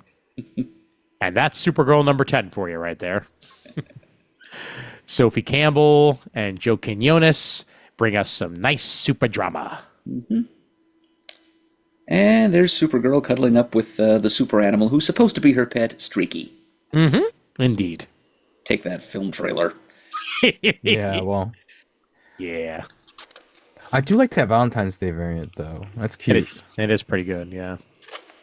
Overall, I'm going to enjoy that Supergirl movie, but I do wish that Krypto was less of a dick. So that's yeah. Well, it's her fault. She doesn't train him.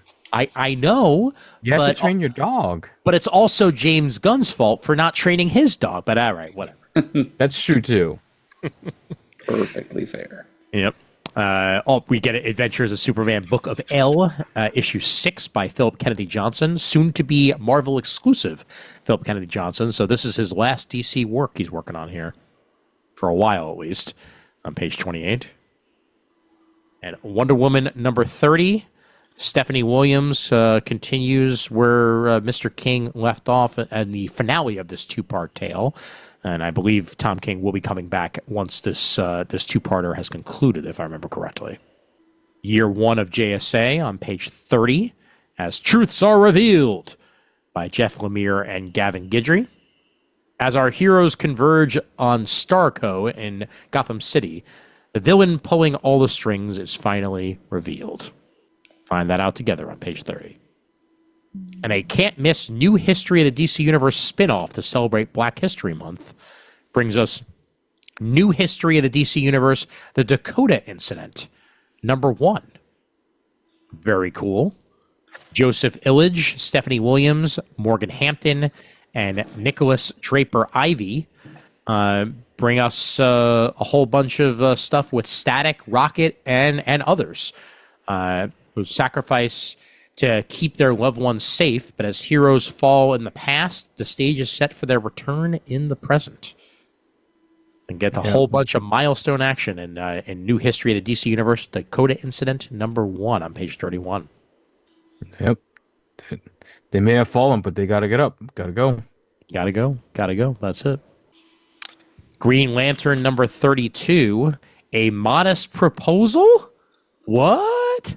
Are we finally going to get some Mowage for Hal? We'll find out. Jeremy Adams and Montos give us the 32nd issue of their Green Lantern.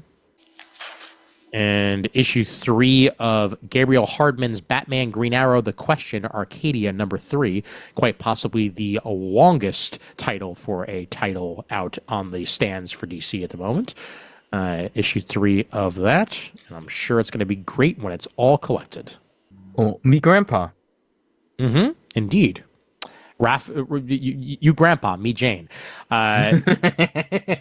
Batman Gargoyle of Gotham number 4. You grandpa, and artwork by you grandpa. As we get the 4th issue of that series there on page 34. And some sexy ass artwork to go along with it.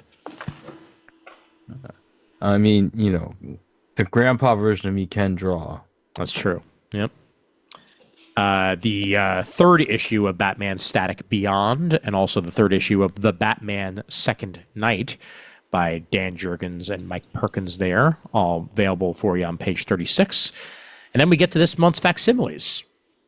I ordered the foil variant. Yeah, interesting choice here with the first appearance of the Human Target in facsimile on Action Comics 419, and also Secret Origins Supervillains Limited Collector's Edition. All right, never mind. This is the longest title. Yeah, I was just. Yeah. Oh, they're doing something different with these, by the way. Oh yeah. What are they doing? Let me see. I just got one. So I have the. You know how I have the Action Comics and the Superman, and I have the foil variants, right? Yeah. Yeah. This is the foil variant for I don't know what this is, but I'll open it in a sec. Because I was like, what is this? And this one is Action Comics number 23. Oh, okay. So the first, Lex Luthor story there. Yes, I guess they're protecting their the foil with this I don't know if I'm supposed to rip this sheet off or not. Eh.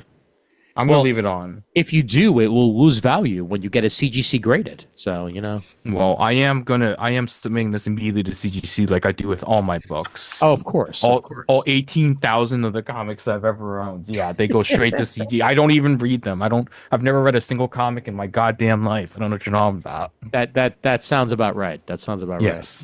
right. You're a phony. A big fat phony. Phony. Hey everyone, look at that phony.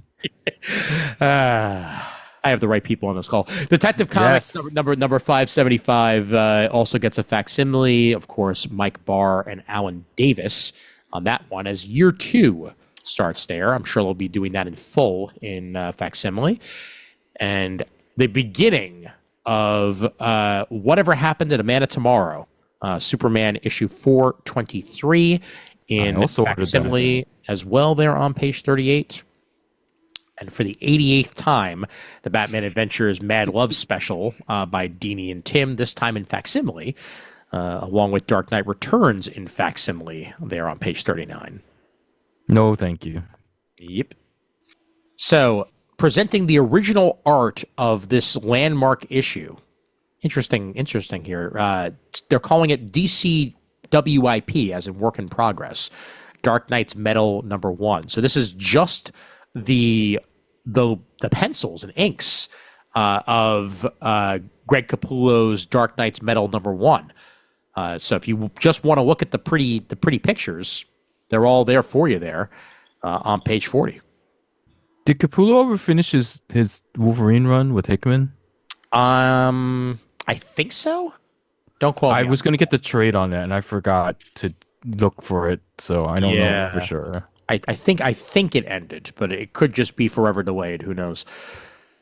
We do get a Supergirl graphic novel here, Supergirl's Family Vacation by Brandon T. Snyder and Sarah, a friend of mine, Sarah Louver. Oh, really?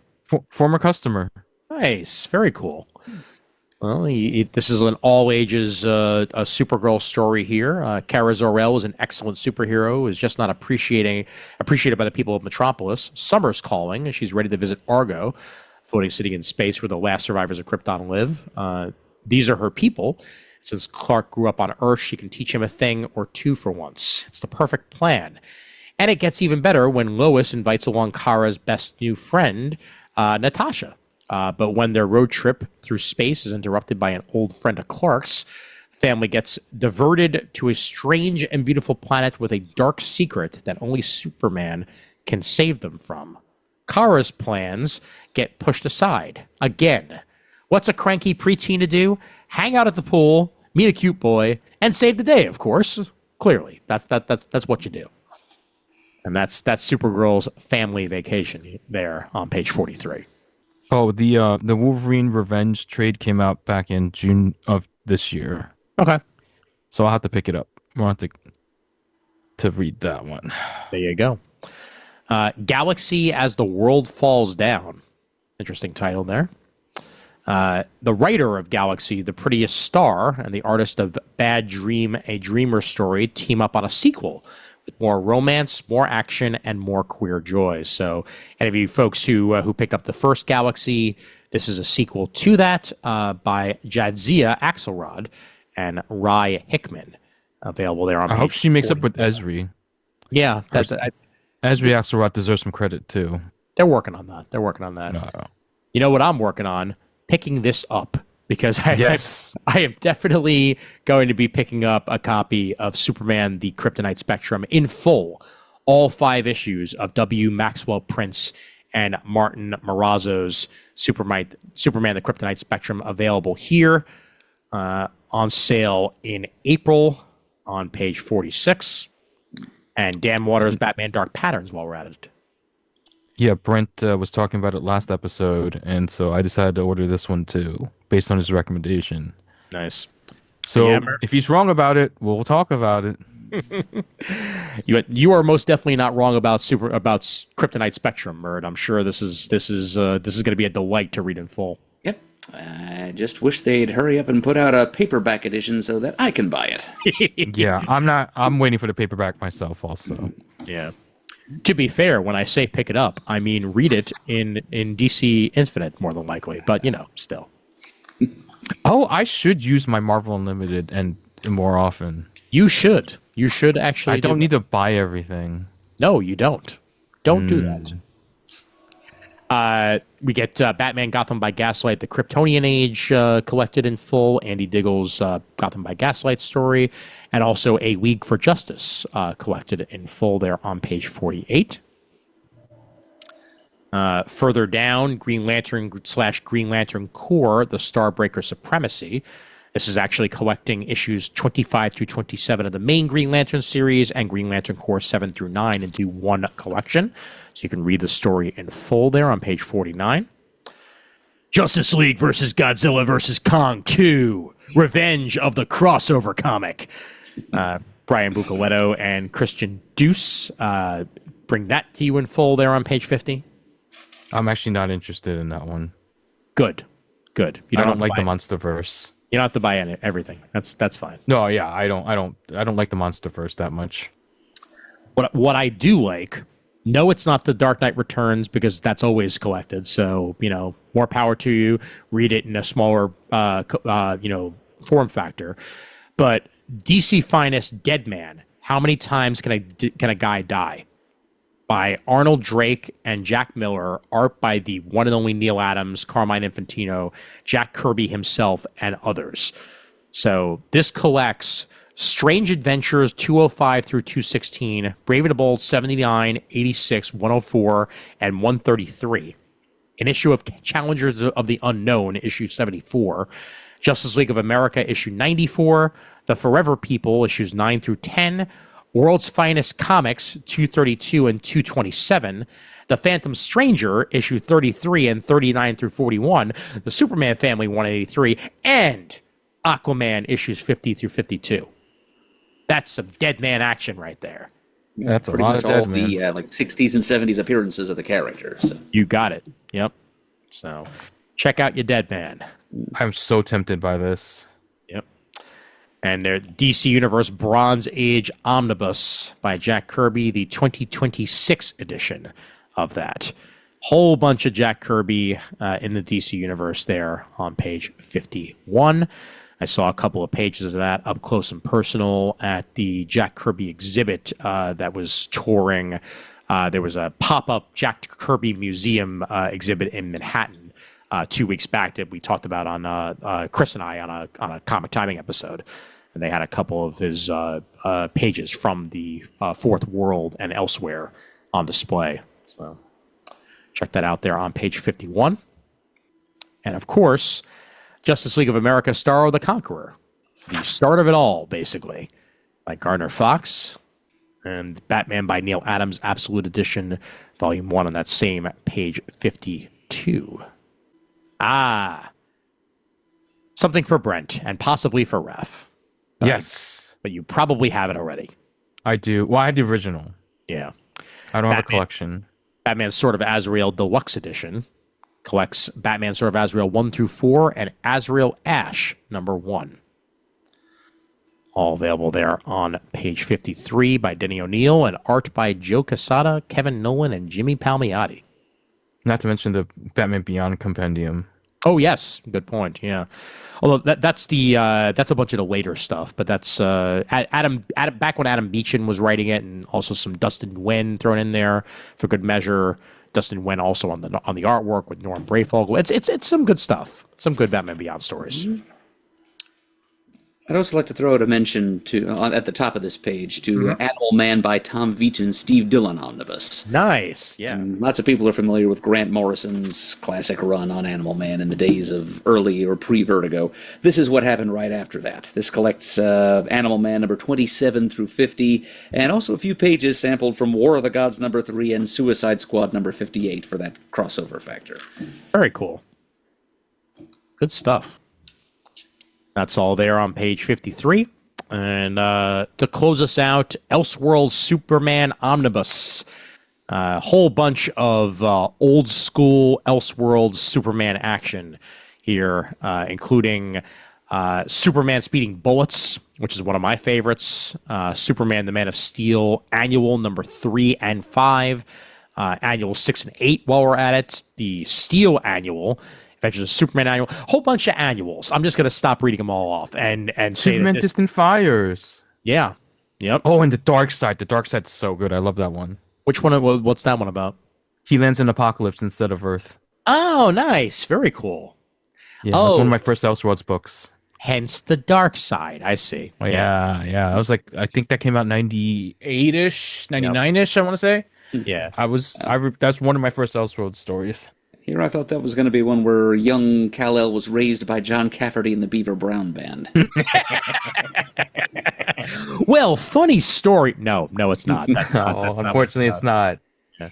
Superman Speeding Bullets was actually, I think, my first ever Elseworlds, if I remember correctly. I don't think I got to it till later. I had a copy of that that I picked up, I think in a back issue bin randomly, and I was like, this looks interesting. And I got that at Big Apple Con, like one of my early Big Apple Cons. Oh, wow. That's Big Apple. Haven't even thought of that in a while. Yeah. And this is a J.M. DeMatteis written story with artwork by Eduardo Barreto. And it's basically what if Superman was Batman? So why not? Yep. It's a good story. It is. Yep. Really enjoyed it. And on that same page, we get Legends in omnibus form. Boy, oh boy. I would love to get. I'm so tempted, but they're like gigantic, and they're over $100 each. Oh, I know. Yeah, I mean, look, it's only 856 pages for $125. So my Godzilla book's 500 pages for $7. Yeah, or $8. There's a lot of freaking comics. Like I said, Raph, just get a DC Infinite collection, subscription at some point, and then you can. I'll do it eventually. You can supplement your reading and read stuff that you don't already have in piles, just on an iPad or whatever, you know? Well, I think eventually I'll just go down to the characters I love the most. I will always, as long as Superman's in print, I will buy a mainline Superman comic. Completely understand. Yeah. And Azrael, Batgirl, Darkhawk, Thor. Mm-hmm. I think that's my top 5. Yeah, that sounds like the top 5 you've given before. Yeah. Not even Batman's in there. That's surprising. Well, I will close us out with Omega Men by Tom King. I'm sorry, that was the Everly for us here. The 2026 edition. Yeah. Except that neither Chris nor I really liked Omega Men. Oh, really? This is one thing he did that kind of left us cold. Right. Yeah. Because he wasn't too thrilled with the storytelling of the characters themselves. Correct? Mm. Yeah. Yep. Nor you, for that matter. Yeah. Yep. Well, for any of you folks who are a little bit more about it than Chris was, it's available for you in full there, and that will close us out after that. So let's head on over to DC. I mean, tomorrow, that is. We were just at DC. Let's head over tomorrow. No, we're going to do DC again, damn it. All right, fine. One more time. We're going to really mean it this time. One more time. Only this time it's Marvel. All right. Daredevil issue 1 here. Did I stop sharing? I did. So let's share here. There we go. Voila. I was like, where'd you guys go? And then I'm like, oh, right, I'm not sharing. Stephanie Phillips and Lee Garbett bring us a brand spanking new take on Daredevil, which a lot of people are in the industry are calling kind of like a soft reboot of the Daredevil character. It's not that what happened before didn't happen. It's just they're very much trying to bring him back to his roots a little bit more here. And hopefully Stephanie Phillips will achieve that. This variant cover by Dan Warren Johnson makes me want him to draw Daredevil very, very badly. But Lee Garbett is a damn fine artist in and of himself, so we're going to be pretty good here. Hell's Kitchen is full of secrets, but no secret stays buried for long. As a fearsome new supervillain named Omen has targeted Matt Murdock, it will be his alter ego Daredevil who takes the hits. But beware! This mysterious new player isn't all they appear. a secret Daredevil will have to learn quickly as he scrambles to settle into a life in status quo we've never seen him in before. They capitalized it. There's no other way to read it. Mm-hmm. Very true. Look alive, Marvelites. An all-new and unprecedented era of Daredevil starts right here. Okay, I'm done. I'm done now. It's troubling that the price is please inquire. Oh, my God. If you have to ask, you can't afford it. Yeah, very true. Wait, seriously? That's what they put as the price? Go back down. It's like ordering Retailers, please lobster inquire out of pricing. season, apparently. Oh, my God. Jesus. You know what that is, though? That's tariffs. Like, they literally don't know what they're going to be charging for their books. I almost guarantee you. Well, they also have that BS blind bag stuff going around now. Yeah. Oh well. Either way, maybe DCBS has the price up, and other places you can buy them at this point. So, DCBS says $5.99 regular price, and their DCBS price is $3.83 after discount. okay, that is $6. That is some really nice artwork. $5.99 is not the price that a number one should be. Yeah, So sadly, that's not the last time we'll see that price point on a 32-page book in this catalog. I am not in any way surprised. Yep. Ooh, nice variant cover there by Quesada. Hey, Quesada refound himself. I feel like there were a couple of years there where I wasn't loving his artwork, and now he's back to being Quesada. So, a Captain's Crusade. Zdarsky brings us Captain America versus Red Hulk. Fuck yeah. Yep. And in this one, so do check that out on page 9. It appears to be a One World Under Doom aftermath story. Aha. Hey, we're at the aftermath. Everything's fine now. We're finally at the aftermath. We can move on. Story had an end. Mm-hmm. Ooh. Now here on page 10, we've got a great murderer's row of writers on Amazing Spider-Man Venom Death Spiral #1. Joe Kelly, Al Ewing, Charles Soule. Indeed. With art by Jesus Saiz. And a cover price of $5.99. Yep. And 32 pages. It's a one-shot. The next epic Spider-Man and Venom crossover starts here and continues through April. So they'll be taking your money through April if you're interested in this. A new superpowered serial killer is on the loose, and they're coming for Spidey, Venom, and everyone in between. What terrible secret has Carnage learned? And what does it have to do with Spider-Man? Well, true believers, you'll find out in this very issue if you are inclined to do so on page 10. And Mr. Zdarsky writes himself some Wolverine. Wolverine Weapons of Armageddon, issue 1 of 4, with artwork by Luca Maresca to go along with it. Armageddon strikes the Marvel Universe when an old acquaintance drags Logan into the search for a new abducted mutant subject. Terrifying methods of the defunct Weapon X program are revealed to be alive and well. As Wolverine follows the scent of the feral Tyler and the scent of his own trauma, he finds himself in a deadly race against a super soldier creating corporation called Prime Warrior, which was just hired a very familiar face, the fully armed and upgraded Nuke. Oh boy. A bit Not on the good. nose for Logan Paul. A bit, yeah. But Chip Zdarsky and Luca Maresca bring us Wolverine Weapons of Armageddon #1 of 4 on page 12.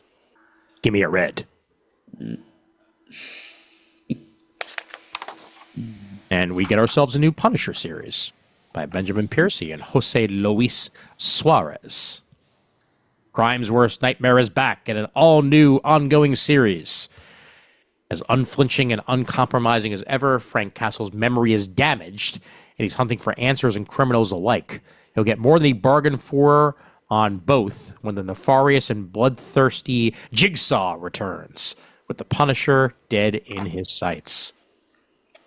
Love me some Punisher and Jigsaw battles, and we're getting that here with some very Mark Brooks-esque artwork, if I do say so myself, in a good way. Punisher #1 on page 13. Please inquire regarding foil pricing. Well, that's nice. $5.99. That's different than inquiring about the pricing of the book itself. So that's good. That's good. It's $5.99 for 32. Boo. Yeah. Now, do you care more about this Godzilla? Yes, because this is so I just finished Godzilla versus the Marvel Universe #5. This is the direct sequel. Nice. Spoilers, they launch him into space to get rid of him because they can't, none of them can beat him. Well, that's smart. That's smart. Yeah. Worked out so well when they did that with the Hulk. Oh, yeah. Yes. Yes, it did. Very well. No consequences for that at all. And this will be the beginning of World War Godzilla. Right. Jerry Duggan and Javier Garrón and Iguara bring us Godzilla Infinity Roar, #1 of 5. He's chasing after Silver Surfer in that one. Oh, boy. Page 16 brings us that. That's kind of reminiscent of the Godzilla versus Fantastic Four, where in order to defeat Galactus, they stole the power cosmic from Silver Surfer to give it to Godzilla, so he would have the power to be he would be the Silver Godzilla. It was, I don't know, it was something silly and crazy, and I loved it. I loved every second of it. Is it as silly and crazy as It's Jeff meets Daredevil, #1? The adventures of Jeff the Land Shark continue with Daredevil. That's Punisher on the cover.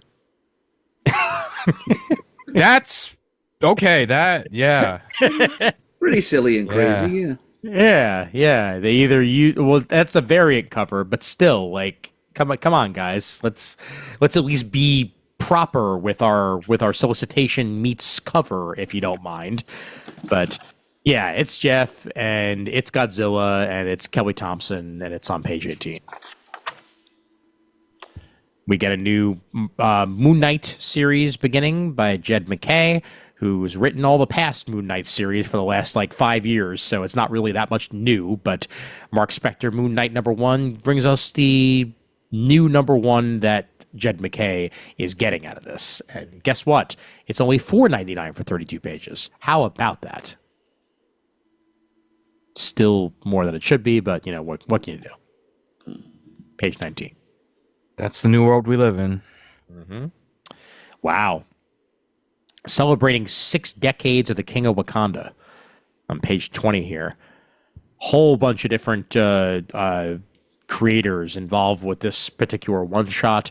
The Black Panther Anniversary Special.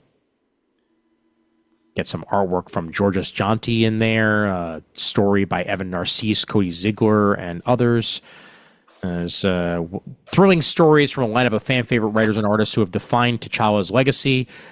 Don't miss this must-have tribute to T'Challa, Wakanda, and 60 years of the world's greatest protector.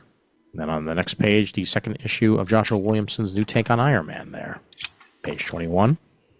So I swore that we were already at the final issues, but I guess these are, we're not quite there yet. Ultimates #21, Ultimate X-Men #24 will be the final issue of that particular series on page 23.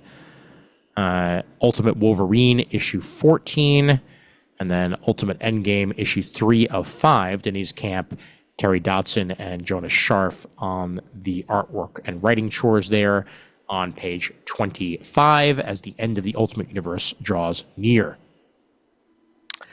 New 5-issue miniseries for Cyclops launching. Alex Packnadel and Rohei Antonio. I found out about this at the X-Men panel at New York Comic Con, and now here is the launch. Scott Summers is a mutant. He's a mutant who is always in near total control of his powers and his emotions. But what happens when he's separated from the X-Men, lost in a mountain wilderness without the visor that keeps his devastating powers in check? Will he be able to stay alive when Donald Pierce and his cyborgs, the Reavers, are hunting him? We'll find out here in this 5-issue miniseries where Cyclops will probably be closing his eyes a lot and feeling around with his hands. Very true. Jinkies! I've lost my visor! Nice. Front row. Page 26 for that. And then, Another miniseries that I found out about at New York Comic Con, Magic and Colossus, issue 1 of 5. How is this the first time they've done this? Like, it's crazy. Good yeah, point. yeah. Like it's staring you right in the face. Like ever since she's been, aged up, have the two of them go together for a miniseries, and that's what they're doing here. Too busy teaming up with Kitty Pryde to ever team up with each other, apparently. Apparently the case, yep. The mutant siblings unite here for a 5-issue mini. Ashley Allen and Hermaine Peralta bring us that story on page 28. And a new Generation X-23 series. Her name is Wolverine, but the legend of X-23 grows. Jody Hauser and Jacopo Camagni on the artwork chores for that. Laura Kinney was brainwashed and trained from birth to be the ultimate assassin, X-23. She's long put that life behind her, but it seems she hasn't quite outrun it yet. When Laura and Gabby encounter someone who seems to be their long-lost friend, the harrowing plot they uncover will turn their world upside down. Hence, Generation X-23, and where we'll go from there. Page 29 for that. And on page 30 and 31, we've got what's basically a continuation of that Storm ongoing series that ran for most of a year, a little while ago, and which I thought was very impressive. The writer of that, Murewa Ayodele, is here with art by Federica Mancin. It's a 5-issue miniseries called Storm, Earth's Mightiest Mutant. Indeed. I think I gotta check it out. Most definitely. Yep. There may very well be further continuations after that, but for now we go to miniseries route. The second issue of the new Inglorious X-Force series by Tim Seeley there on page 32. And Rogue gets the second issue of her miniseries on page 33. It looks like her powers may be a malfunctioning. Just say it. Yeah, she's going all... the Mimic is the obvious reference, but I want to say Ultra the Multi-X-Man. Ooh, nice. Nice. Get a new Deadpool series by Benjamin Percy and Jeff Shaw. Wade Wilson Deadpool, in particular. Dangerous, unhinged, deadly. Talks out of frame. That's him. Deadpool is a man on the brink, and that means the jobs are deadlier, the stakes are higher, and the humor is darker than ever before. But Wade Wilson isn't laughing. Dark memory haunts Deadpool, and a mysterious client leads him down a troubling path. This way lies redemption? No, something far worse. Wade can never be forgiven for what he's done. And the new ongoing series begins here. Wade Wilson Deadpool. Uncanny X-Men number 24. They better not turn Jubilee into a vampire again. We've done this. She just got better. Seriously. They do seem to remember that they've done that before, because the copy says Jubilee may fall off the vampire wagon. Oh, God. But, it's Gail Simone is writing it, so just trust that things will work out for the best. I'm sure it will. I'm sure it will. They better not. They better not. They better not. Mm-hmm. Page 37 for that fun. And page 38, Saladin Ahmed brings us Alpha Flight versus Wolverine for the first time in a while. Gotta love them when they fight. It continues in issue 16, and there's even Silver Sable in the mix. How do you like that? Oh, yeah. Nice. That's on page 39, that issue 16.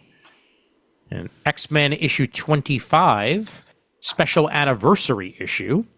Against all odds, Cyclops returns from the Age of Revelation, and with a dire warning for all X-Men everywhere. But there's trouble on more than one front. Who is the mutant newly put in charge of one, and what danger does that spell for the X-Men? Look into that and more in X-Men number 25.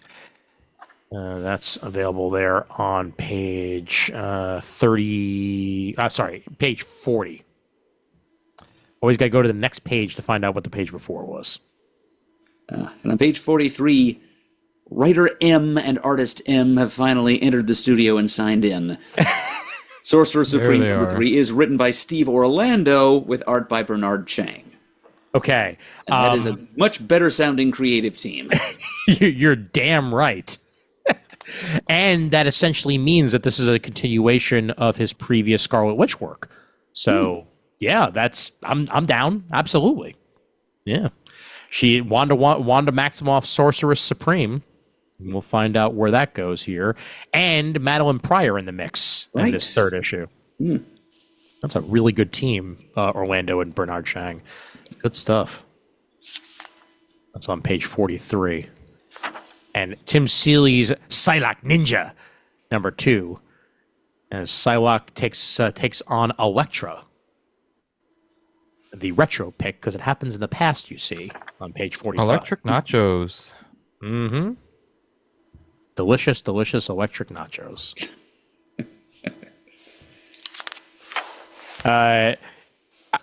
I'll point this one out, Raph, because I don't think I made the joke in your presence the last time that we did. But the fact that this is called Dungeons of Doom, the wrestling fan in me, like, I swear to God. Yeah. What a rush. Well, not even that, but the Kevin Sullivan's faction from. Oh, from that's right. Yeah, His little weird apocalyptic faction that just like, went nowhere. Yep, That's right. With I the forgot Yeti. about that. It's the Yeti. What a silly time that was. So stupid. But yeah, Dungeons of Doom number 2 of 3 by Philip Kennedy Johnson and Benjamin Piercy. So this is going to be way better than that. Brings it here on page 48. And Black Panther in some fancy-ass suit for this particular one here. The countdown to issue 1000. You have to go to the next page to see what the countdown is, you see. But Amazing Spider-Man issues 21 and 22 available on page 50 and 51. And the era of Space Earth Spider-Man comes to an end, and everyone is left to pick up the pieces. We're about to enter Death Spiral, so Spidey better take a deep, deep breath. Kind of looks like Phalanx Spidey, to be honest with you, but I know that's probably not that's what what I was going. thinking. It does. Yeah. He's teamed up with the Magus, just like Doug Ramsey before him. Or not, but Warlock, that's what I meant to say. There you go. Yep. The fifth and final issue of Eric Larson's Spider-Man Noir miniseries there on page 52. That'll be fun to read in full when it's collected. And the final issue of JMS's Return to Amazing Spider-Man, the Torn miniseries, issue 5 of 5 there on page 54. Oh, looks like we're a little late. We can see the perfect Spider's Torn. Little bit. It was a little bit late, actually. I think it was about a month or two, but that's beside it. Great. Well, perfect. Fantastic Four number 8. Humberto Ramos gets to draw Malice. Yeah. I'm sure that's half the reason he took the Fantastic Four job, was like, do I get to draw Malice? Do I get to draw Malice? Do I get to draw Malice? He gets to draw Malice. That's also one of Invisible Woman's skins in Marvel Rivals. They made a big deal about it. Oh, really? Lovely. I don't play the game, but I do keep up with it. All right. Well, there's going to be some Malice action going on. We'll see where that goes. Issue 35 of Avengers: A New Universe? Not that new universe, but a new universe? Jed McKay and Sergio Davila. Can you scroll back up real quick just so I can see the rest of the Avengers in the cover? Yes, you can. Mm-hmm. Yep. Oh, they're screwed. There's no Darkhawk. Yeah. Well, it's several issues interlocking covers, Raph. Eventually, everybody, including Darkhawk, who's ever been an Avenger, even for 5 minutes. Oh, no, I see it because, like, Hawkeye, you can see, like, Hawkeye's right shoulder on the right side. Yeah. Many more characters than what you see here will appear. Yep. I don't think I can name them all, to be honest with you. They even included Young Avengers in the mix. Because I see that. Speed there on the cover and Nova. Iron Lad. And I think that's D-Man under him? Yeah. Redhead? Yeah, it that's is, D-Man. yeah. Dennis Dunphy. Yeah. Catch there, Raph. I didn't recognize that costume of his, but there's no mistake. Yeah. The red hair and the D on his chest is a dead giveaway. Mm-hmm. Absolutely. Ooh, we even have White Tiger in the mix there. Okay. All right. Avengers number 35. Let's see what this new universe is all about. Jed McKay and Sergio Davila on page 57. And Hulk Smash Everything continues with Ryan North's third issue of his 5-issue miniseries. Oh, great. Ryan North, third issue. What's he going to make me cry? Is Hulk going to kill a puppy in this one? Jesus. Yeah. Yes, probably. Just it's Crypto. I'm talking about Crypto Murd, the 5-issue miniseries. It just very emotionally devastating. Can we point out that Infernal Hulk issue 4 by Philip Kennedy Johnson, newly minted Marvel exclusive Philip Kennedy Johnson, Into the Hulkscape. How many Hulks can you fit into an issue? We will find that out. Well, that's interesting. We got World War Hulk, we got Grey Hulk, we got a bunch of Demon Hulks from the looks of it. Immortal Hulk, I think. Yes, Devil Hulk, I believe, and at least one version of Betty Ross, because the Harpy's back there, the Red Harpy is back there. Correct. Yeah. The World Breaker. Well, issue 59. Issue 4 of that on page 59. Infernal Hulk, number 4. And Planet She-Hulk. Yay! Jack of Hearts is back in the mix. Thank you, Stephanie Phillips, for remembering that. Excellent. How can this be? When we last saw Jack of Hearts, he and She-Hulk were lovers. Why now do we find them on a distant planet locked in battle of death? The planet Sakaar really can change a person. Join She-Hulk as she tries to beat back her own past to keep the present of the planet safe. Planet She-Hulk issue 4 or Dragon Ball Z.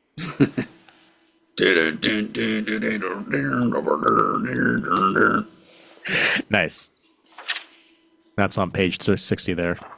Okay, Black Panther Intergalactic Planetary Intergalactic reaches its third of 4th issues here, and it's going to be Black Panther taking on a version of Juggernaut. So, yeah, that good luck there, T'Challa. Good luck.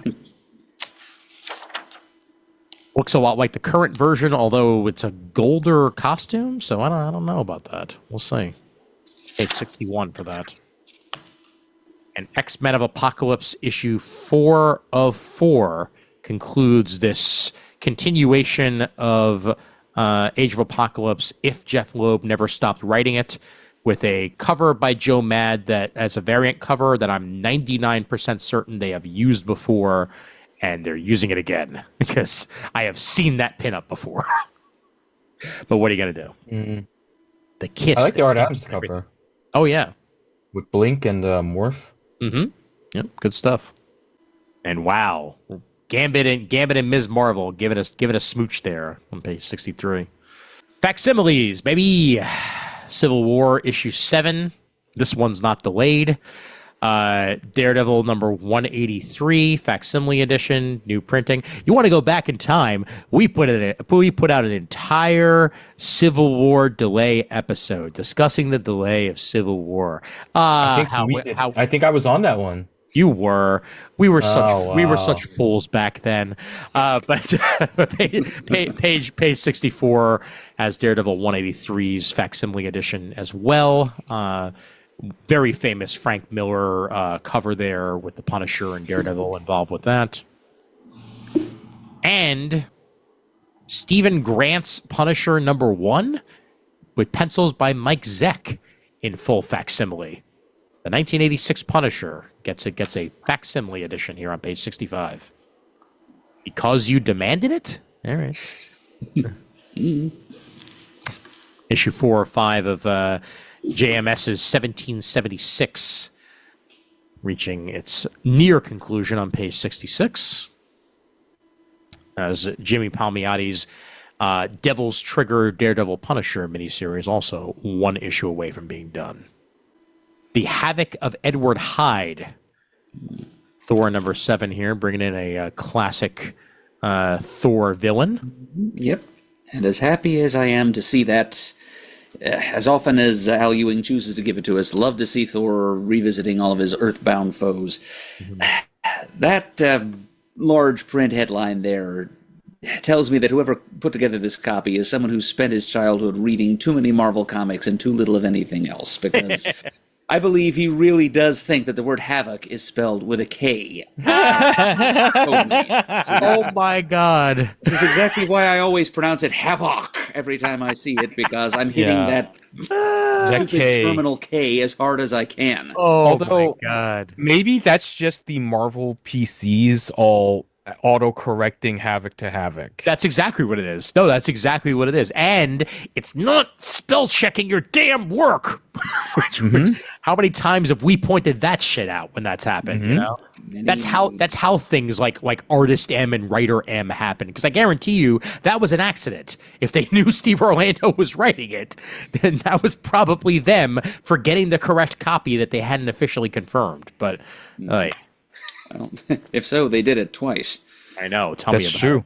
it. And here they got this thing, which makes me think that maybe Alex Summers is making a guest appearance in this comic. But no, I think they just forgot how to spell the word havoc. The Havok of it all. What can you do? Yep.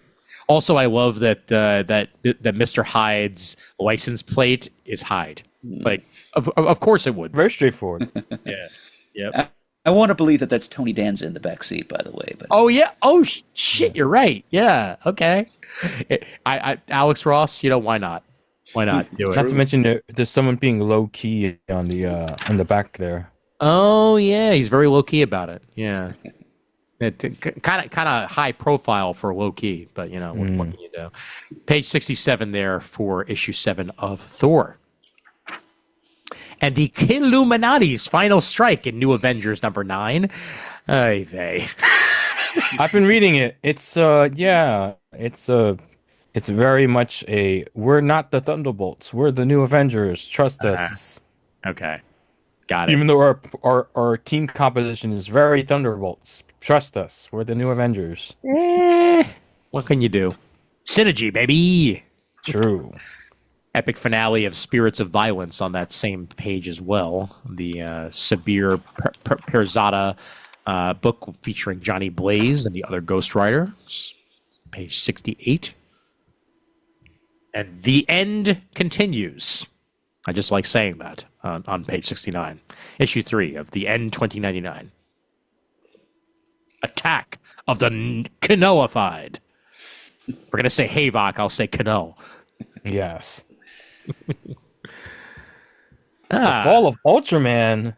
Yep, and look who's writing it, or co-writing it. Kyle Higgins himself on an Ultraman book. That's some damn good pedigree there. yeah, I think he's written all the Marvel Ultraman stuff so far. Yeah, I think you're right about that. Yeah. Matt Grom co-writing it along with David Tinto on the artwork there. I don't think he's actually going to wind up falling, but either way, the Fall of Ultraman number 1. And on the next page, a new Predator miniseries starts up, Predator Bloodshed, where apparently Predator becomes Wolverine. No, I'm sorry, those are 2 claws, not 3. 5-issue mini there. Jordan Morris and Roland Boschke, page 71. 4th and final issue of Alien versus Captain America on page 72 there. And this... This is the mashup we didn't know we needed. Okay, this deserves a because I guarantee you that Mr. Eberly will be interested in this one. He would be. I'm still wondering if, just based on these character designs, if Fantastic Four is fighting the original 60s Rod Serling Planet of the Apes, or the Planet of the Apes seen in the more recent series of films, which I think Chris likes anyway. So I think he would like it that much more if it were like the 1968 Planet of the Apes. Dr. Zaius is listed. I don't think he's in the new movies. That's true. Yeah, Then. And the character design of at least like the ape to the far right does look very old school apey, like just even with the smile. So yeah, we'll see. You're talking about the one with the large head? Yes. He's in that one's in one of the more recent movies. I watched it. Okay. See, that's the thing. It's modern. It's modern designs with old school names. I get you. Okay. So it's a weird mix. All right. Well, Josh Trujillo on the writing, Andrea DeVito on the artwork. This is going to be a lot of fun no matter what, I think. All I care is that Dr. Zaius helps Dr. Doom discover that he can play the piano. But he couldn't before.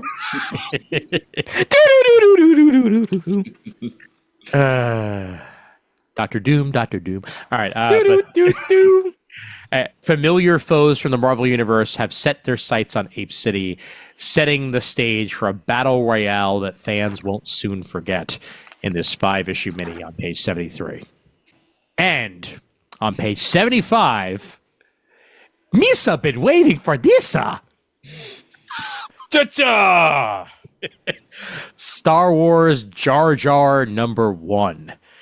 Co-written by Jar Jar himself, Ahmed Best. Thank you. Okay? Thank you. I'm actually excited that he's doing that. Mark Guggenheim co-writing it along with him. Who's also an excellent writer. Kieran McCone and Laura Braga on the artwork chores as Jar Jar faces the consequences of giving emergency powers to Chancellor Palpatine. It was very smart of him to do so. No, it wasn't. What pivotal role does Jar Jar play in the formation of the Rebel Alliance? We get the greatest Jedi Knight, Kelleran Beck. Yep. Played by Ahmed Best. I like there was at least one what if type thing that actually went with the fan theory that Jar Jar was actually secretly a Sith, and it basically had Darth Jar Jar. I think Robot Chicken also did a skit with it. Oh yeah, definitely. Yep. Yeah. Star Wars Jar Jar #1 there on page 75. On we go to the trades. And Bendis and Pichelli's Spider-Man Worlds Collide in Premiere Collection on page 79 there. We also get another Gruenwald omnibus of Captain America with also Roy Thomas, D.G. Chichester, Margaret Clark, Howard Mackey, and more. Penciled by Richard Levins, Larry Alexander, Klaus Janson, Wee Weeks, and others. What was your gasp for there? Capwolf. Yes! Including also Manwolf. He's a Manwolf. Mm-hmm. Oh, man. Yep. Anything with Capwolf in it, I'm glad to see it in there, and that's what we get here with this omnibus on page 80. So, excellent. Ooh, wow. This is an omnibus. For the first time in one volume, the full epic trilogy of the Messiah trilogy that Ed Brubaker put forth along with Matt Fraction, Mike Carey, Kyle Yost, Peter David, Dwayne Straczynski, Zeb Wells, and others. This is a lot of comics right here. 1,112 pages of comic, but only for $125. That's really impressive. Yeah, that really is. That's tempting. Yeah, that's tempting. That's really tempting, and it's a hardcover at that. So, this is unexpected price there for Marvel. But yeah, I probably have all the issues though. I'm sure you do. Yeah, that's on page 82 of the Marvel catalog.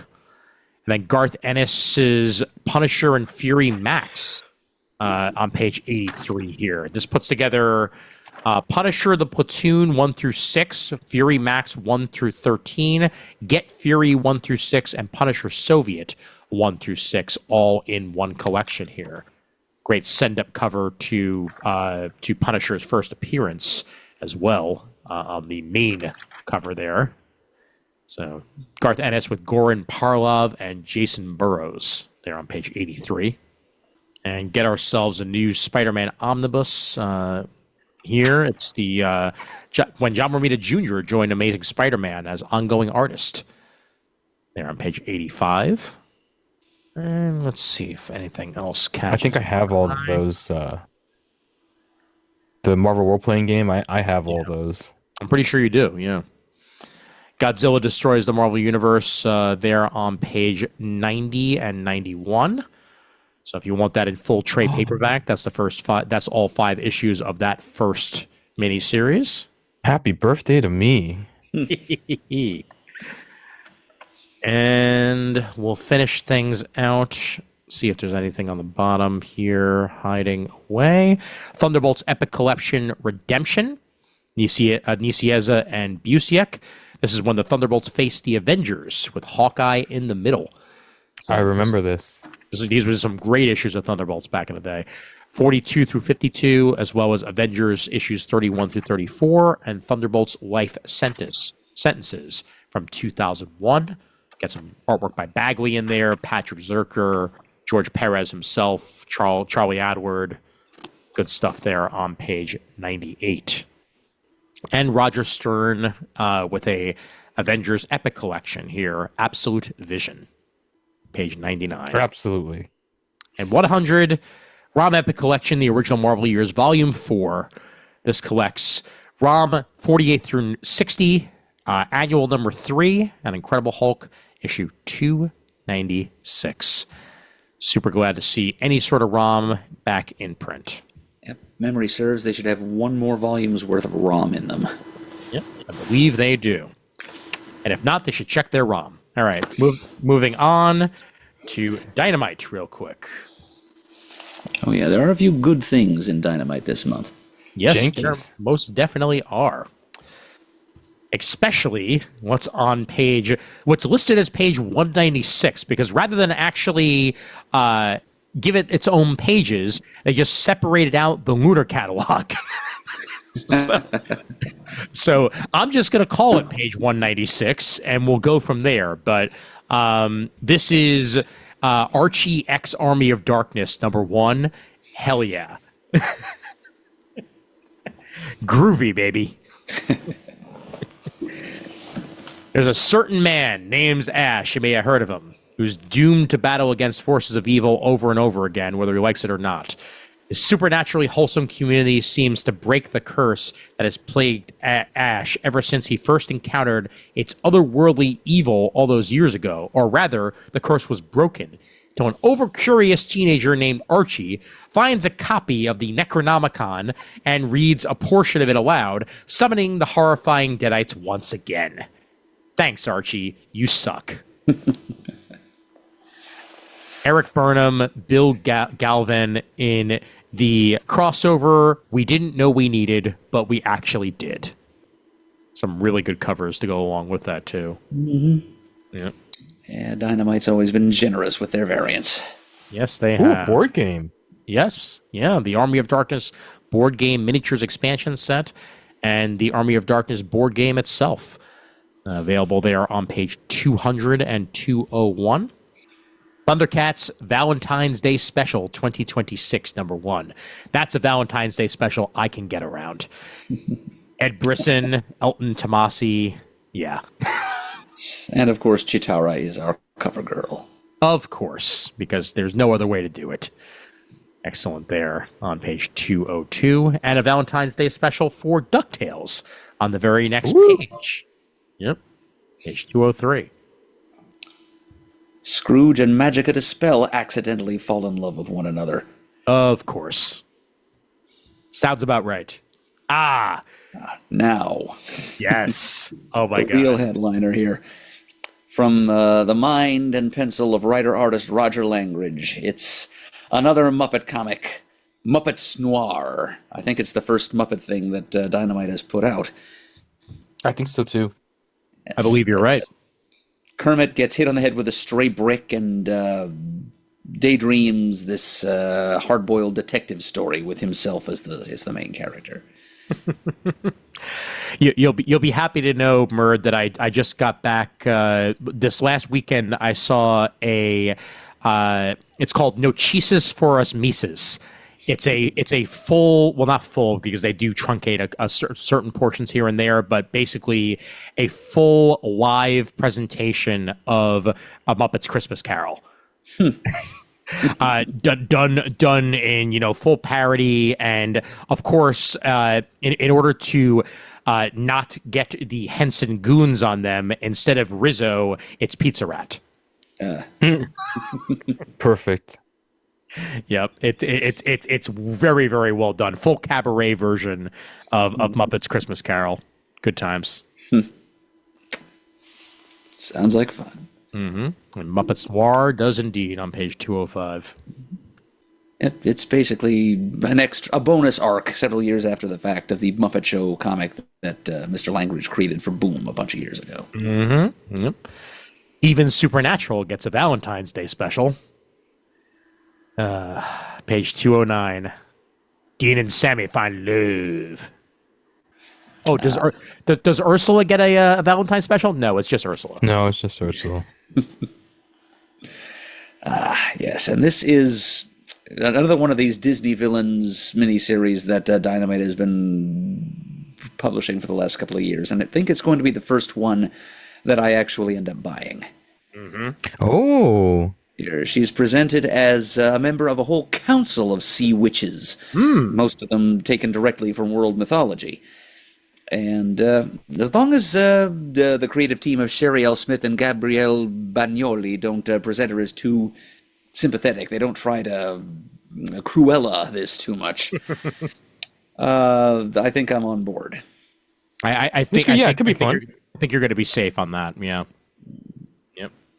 Well, Disney Villains Ursula #1 there on page 211. And if you missed that the first issue of this was solicited, Raph, you should definitely wind up picking this one up if you have not decided to, or get it in trade. Gargoyles, Darkwing Duck issue 2 here. Greg Weisman, Tad Stones, Ciro Cagliosi on the artwork chores, page 212. Better watch out, you bad boys. And of course, just telling me that I didn't have to actually kickstart it, but I basically kickstarted it into existence. The Gargoyles Classic Years trade paperback is going to be released via Dynamite as well. I own the Kickstarter-backed copy of this, and now it will be available for $35 for everyone to purchase themselves. Basically, the original Marvel Comics Gargoyles comics collected in one trade paperback here on page 213, including surprising artwork by Amanda Connor and some Marty Pasco written stories as well. The second issue, pending final approval. Disney Tim That Burton's has to be the Nightmare long Before- title. Of course, yeah. The Nightmare Before Christmas, The Shiver of Christmas Town, pending final approval, issue 2. So the new ongoing for Nightmare Before Christmas continues here with its second issue on page 214. And a Nightmare Before Christmas Long Live the Pumpkin Queen graphic novel, also available by Liz Marsham and Alessio Patillo and Ismael Canales. That's on page 215 there. All right. I did read the first issue of the Lion King comic, Murd, and West Wing with animals. That's basically the way to describe it. At least from what we've gotten so far, as it's set. At least the first issue is set in the past, so it's Mufasa basically dealing with Animal Kingdom stuff and his daily routine. That is kind of a perfect approach. Yeah. Yep. Yeah, it sounded interesting when you described it, so I might give it a shot. Yep. Page 219 there for the fourth issue of that series. And volume 1 of the Hercules series, as well as volume 1 of the Powerpuff Girls series, available there on page 221. The second issue. Yeah. The fact that Jason Aaron is doing a Thundar series, I reiterate, is so but Yeah. it's happening. Second issue of that there on page 223. And the fifth issue of Harley Quinn X Elvira for everybody there on 225. Let's see. Joe Casey's Johnny Quest Time Flies gets a full collection on page 227. And Dynamite Blood Red continues by Fred Van Lente on page 228. Ooh, really like this Thundercats cover for issue 24. Declan Shelby finishing that up. 232. And I think that's going to about do it. As everything else is kind of an also ran, and that is that. Let's head over to Boom real quick and then do the Lunar catalog, and that'll be that. There's Boom. Boom starts us off with a new Larry Hama comic. Ooh. Something else for the Hama files. Indeed. MD Doc Bright on the illustrations for this. A brand new superhero universe being launched by Larry Hama. In a world where superheroes have become commonplace, heroes are required to join a union or else face serious financial liability for the damages caused during battles. You can imagine what Selena and Barnes is like in this universe. Enter the Superheroes Union, a team-up of genius Skyber, Psychic Lakshmi, the Mysterious Keeper, and child prodigy Necrotron, among others, as they battle villains and bureaucracy alike. Though the delicate balance of mitigating damage while saving lives is already tough enough, they've got their own worries with a constant stream of villains rising up to challenge them. Beginning of a brand new universe here for Larry Hama to play in. The Center Holds, #1, on page 2 of the Boom catalog. Looks like a lot of fun on the next couple pages. Kind of a Dale Eaglesham vibe to the artwork. Yeah, for sure. Yep. I like it. I'll give it a shot. Yeah, definitely. And that Steve Orlando guy's getting around. Hello Darkness, Good Bones, and Other Sordid Tales, #1. Illustrated by Dylan Snook, Federico Ceresa, Adam Gorham, and A. Al Kaplan. Spine-tingling special you won't want to miss. You're on page 7 for any of you horror fans. Get some nice anthology action going. Mary Sue by Megan Fitzmartin gets its 4th issue on page 13. And the Mighty Morphin Power Rangers Rise of Dark Spectre softcover for any of you Power Rangers fans. Melissa Flores. That collects issues 101 to 110 of Power Rangers. Not Power Rangers, Alpha. yeah. Holy shit. Power Rangers Unlimited, the coin list #1, and Power Rangers Unlimited Hyperforce #1. Yes, that is Alpha, and he does not look like he's in a good mood. Ay, ay, ay. Yep. That's like Alpha. That's probably like Alpha 15 or something like that. That's more like an Ultron Alpha. Yeah, seriously. Yep. Page 18 for that. And then Power Rangers Prime Volume 3, Melissa Flores, Michael YG, and Simona de Guanfelice. This is the 3rd arc of that, issues 9 through 12, as we get ourselves this version of the Green Ranger. And it's definitely not who you're expecting it to be on page 19. And that is it for Boom. Not a whole lot to talk about this month there, so luckily there's plenty to talk about in Lunar, so let's head on over to there. Started off with some Abrams action, and Abrams doesn't really have a lot to talk about, but they do have scars. So I will discuss that a little bit. Love story between a boy with a scar and an abused, misgendered classmate, both victims of bullying at school. Scars is an ardent coming-of-age manga about acknowledging our differences and finding self-acceptance. It's by Brandon Arias and Montana Kane. Scars Volume 1 there on page 8 of the Lunar. All right, onward we go to Ahoy, and onward we go to Babs the Black Road South #2. Garth Ennis's first dip into the Ahoy world here with Jason Burrows. 2nd issue of that there on page 15. And Toxic Crusaders gets its 4th issue there on page 17. Archie and Friends, Space Adventures. Because clearly that's what Archie does, is explore space. Well, he does now. Huzzah! Yes. But it features a guest appearance by classic Silver Age Archie spaceman Cosmo the Merry Martian. Nice. Oh, interesting. Very cool. Yep. And so I'm in for the Cosmo cameo. Of course. Yep. And Dan Parent writing, so it'll be some jolly fun. Good, clean fun. Page 21 for that. Join the Foil Riverdale variant. Join the Riverdale Astro Corps in foil. Why not? It really is the 90s, huh? Yeah, it sure as heck is, man. They never go away. No, they don't. All right. AWA. AWA brings us a lot of AWA stuff with AWA action. Let's find something that I actually want to talk about this month because a lot of it's the same. Let's see. Not much, unfortunately. Oh, well.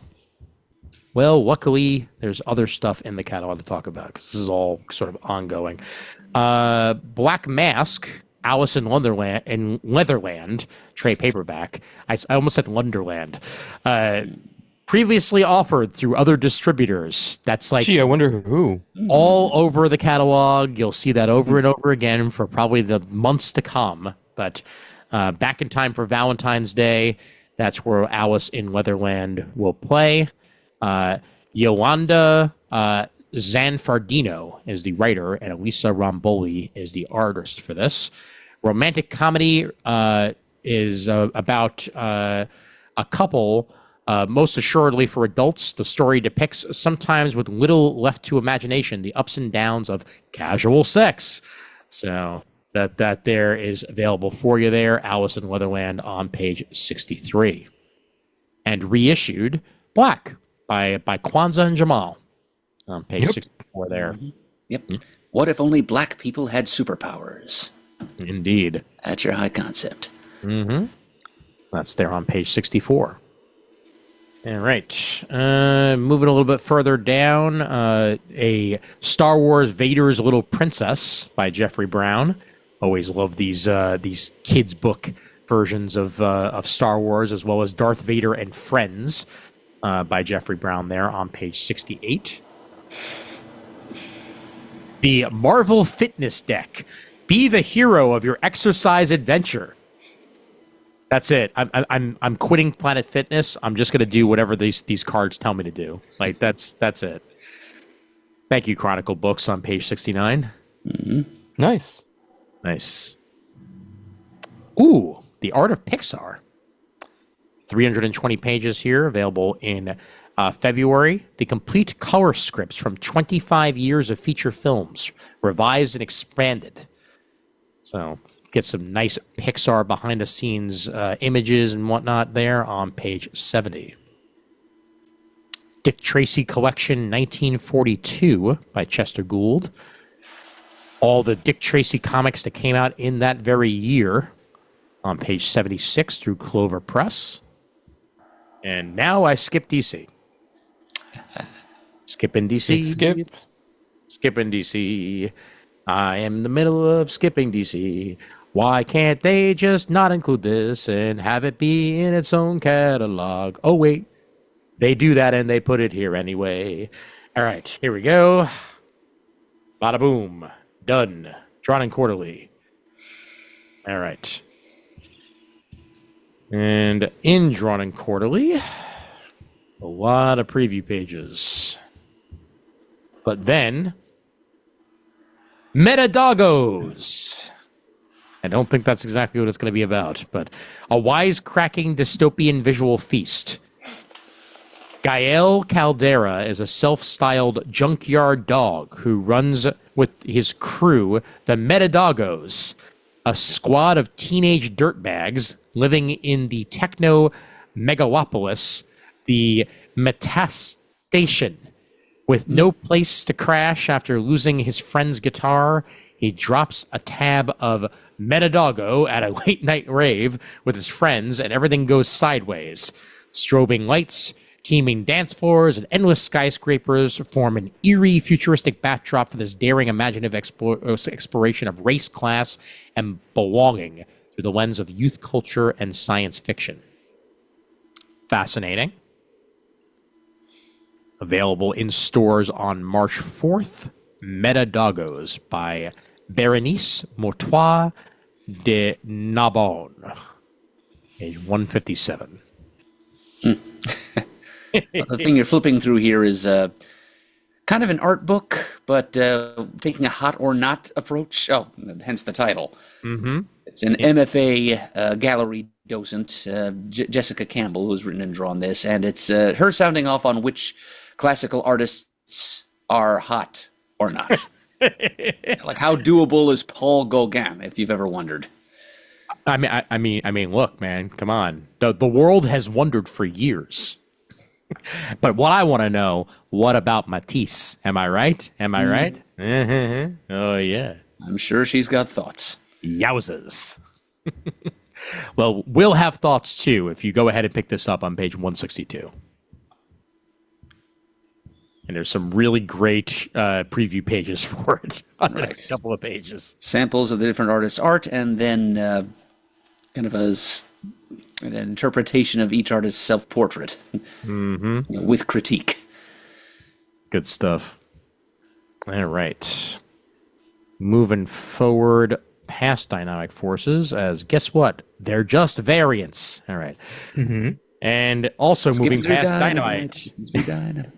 We were just here. All right. Okay.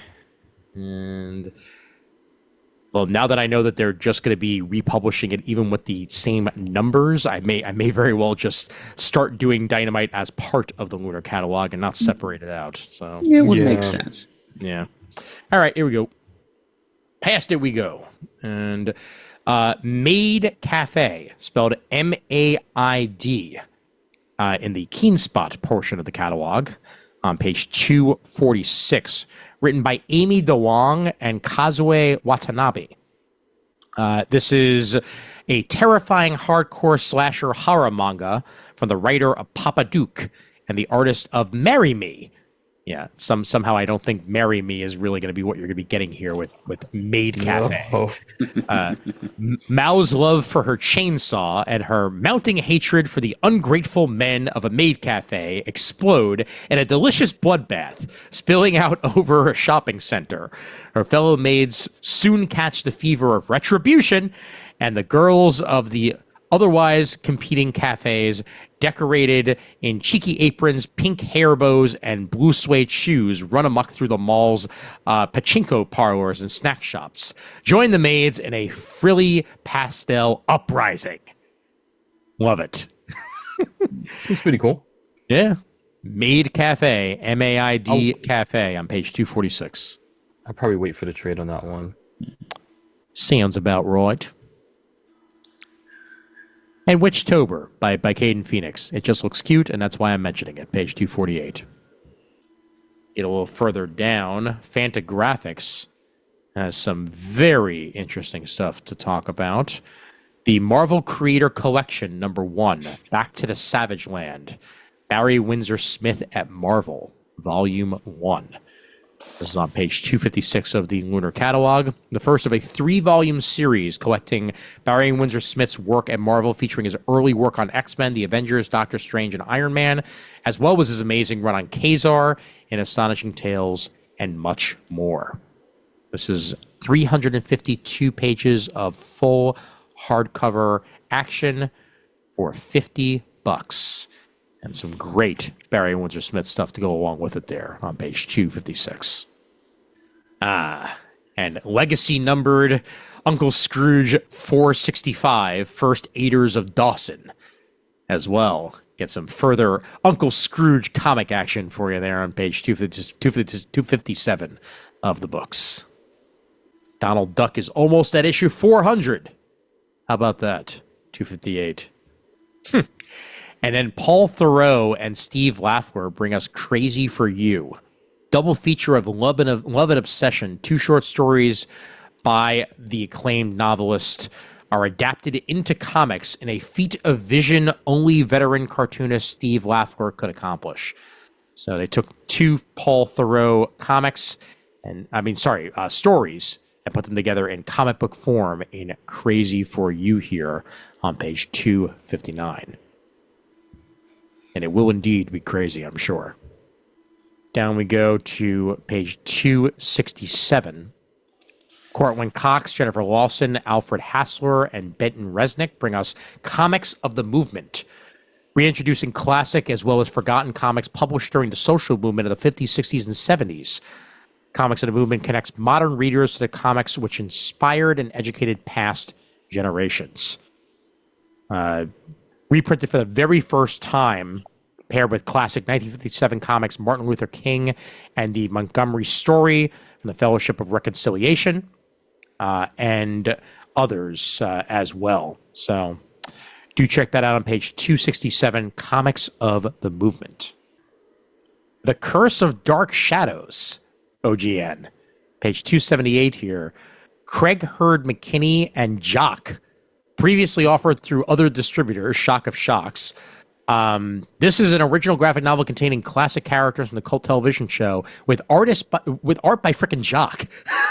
Like it's a Dark Shadows OGN with art by Jock. Like, all right. That's pretty impressive. Is this the Jock, though? Because it's spelled J-O-K here. Oh, you know what? You're right. I fell for it. Okay, never mind. Yeah, it's not spelled the correct way. You are absolutely right. It's a different Jock spelled J-O-K. Thank you very much. I was going to fall for that, but at the same time, it's still Dark Shadows. So I feel like that should almost be in the solicit. Like no, we didn't spell it wrong. It's someone else. But what are you gonna do? Page 278 for that out of Hermes. Dark Shadows, of course, being one of the longest running soaps in history. The only real one to really be like sci-fi based. And now I get to skip through Image. See, the Lunar catalog really isn't that long when you take out half of it. True. Still, I might not make it to the end. We're pretty damn close to the end, trust me, because I'm pretty damn close to the end. So here we go. All right. Like, just going off my personal order, I didn't have a lot of new books. No, fair enough. Plus, a lot of stuff is already like ongoing in this. So yeah, I'll mention Jimmy Palmiotti's Pop Kill #1 Seasonal Flavors by him and Juan Santa Cruz. Imagine a world where the two dominant and competing cola companies, each worth billions, are owned by former conjoined twins who are now separated and have grown to hate each other so much they hire assassins, saboteurs, and espionage personnel to meddle with each other on a daily basis. That sounds unhinged. It sounds terrific and awesome. Yep. This was a 4-issue mini this past summer, and apparently it's the best-selling creator-owned thing that Massive has yet, or Mad Cave has yet published. Wow. Okay. So people liked it, apparently. Well, there you go. Yeah, I own 3 of the 4 issues. I think I missed #2, and but I've got 20 years to track it down before I get around to reading it. Of course. Mm-hmm. Yep. Oh, and if we could scroll up real quick here to the thing above it. Yep. Mm-hmm. Oh, never mind. Never keep going. There's something else, terabytes, I wanted to talk about. I think it's probably later on. Oh, you know what? Actually, well, I'll mention real quick. Freddie Williams did a cover for the Phantom, so nice. that's something to point out there. Phantom #5 there on page 396. Was it the Florida Hippopotamus Cocaine Massacre? It wasn't that, but it's you couldn't not read that title aloud. 100%. The Florida Hippopotamus Cocaine Massacre. Yes, it's like Tiger King meets Cocaine Bear. Mm-hmm. Yeah, meets very hungry, much. hungry hippos, I guess. Yeah, Fred Kennedy and James Edward Clark on page 399 there. Oh, the insanity. Gotta love it. And it's a 70s period piece, too. Oh, yeah. You could throw disco into that title while you're at it. Why the hell not? What was it in particular you were looking for? Just so I know what the... Well, it's their first Saturday in May offering. Oh. It is later on. I think it's close to the bottom of this section, actually. Got it. Okay, cool. Is Ted Okay by Dave Chisholm, I'll point out, as it's both written and drawn by the one and only. Story about Ted and Sarah. Ted, isolated and paranoid, works for a mega corporation owned by the world's only trillionaire. He suffers from night terrors, obsessively draws the same mysterious figures again and again, all while listening to one track of music on repeat. Oh, and the only person he ever talks to is a stray cat. His humanity is hanging by a thread. Sarah is a new arrival to the city, fighting her own demons, and her job is to remotely spy on Ted to ensure he doesn't hurt anyone or himself. When his mental state begins to crack, Sarah compassionately intervenes to help, and things go catastrophically wrong. Is Ted Okay matches up the paranoid existence of Severance with the cosmic sci-fi of Akira. while exploring what happens when the act of help goes horribly wrong. So any of you Akira fans, this might be up your alley. And that's on page 409 there. Is Ted okay? Head past Gatchaman here and that. Vincent van Gogh's Sadness Will Last Forever, or Van Gogh, if you're listening to this in Europe. Francesco Barilla and Saka bring this story of Van Gogh and his life to life here on page 419. Darkest Shadows of the Painter's Life and Inspirations available there for you. And Flash Gordon #1 returns in an all-new black and white edition by Jeremy Adams and Will Conrad, page 421. Yep, that's one of their free comic book day offerings. Mm-hmm. And this is the other thing, the first issue of Mark Russell's Terror Bites. Indeed. Yep. Felice Ruiz and the art chores for that as well. Delving deeper into the shadows of our digital existence, exploring the uncharted territories of human consciousness shaped by technological evolution. Fascinating. I can get basically technological advances are bad if you use them wrong, is what it boils down to. Which none of us know to be true. That would be insanity. And it's never been a story told before, not James Cameron's never touched on this. No. The Wachowskis have never touched on this. No. Page 422. But now Mark Russell has. Mm-hmm. Yes, he most definitely has. All right.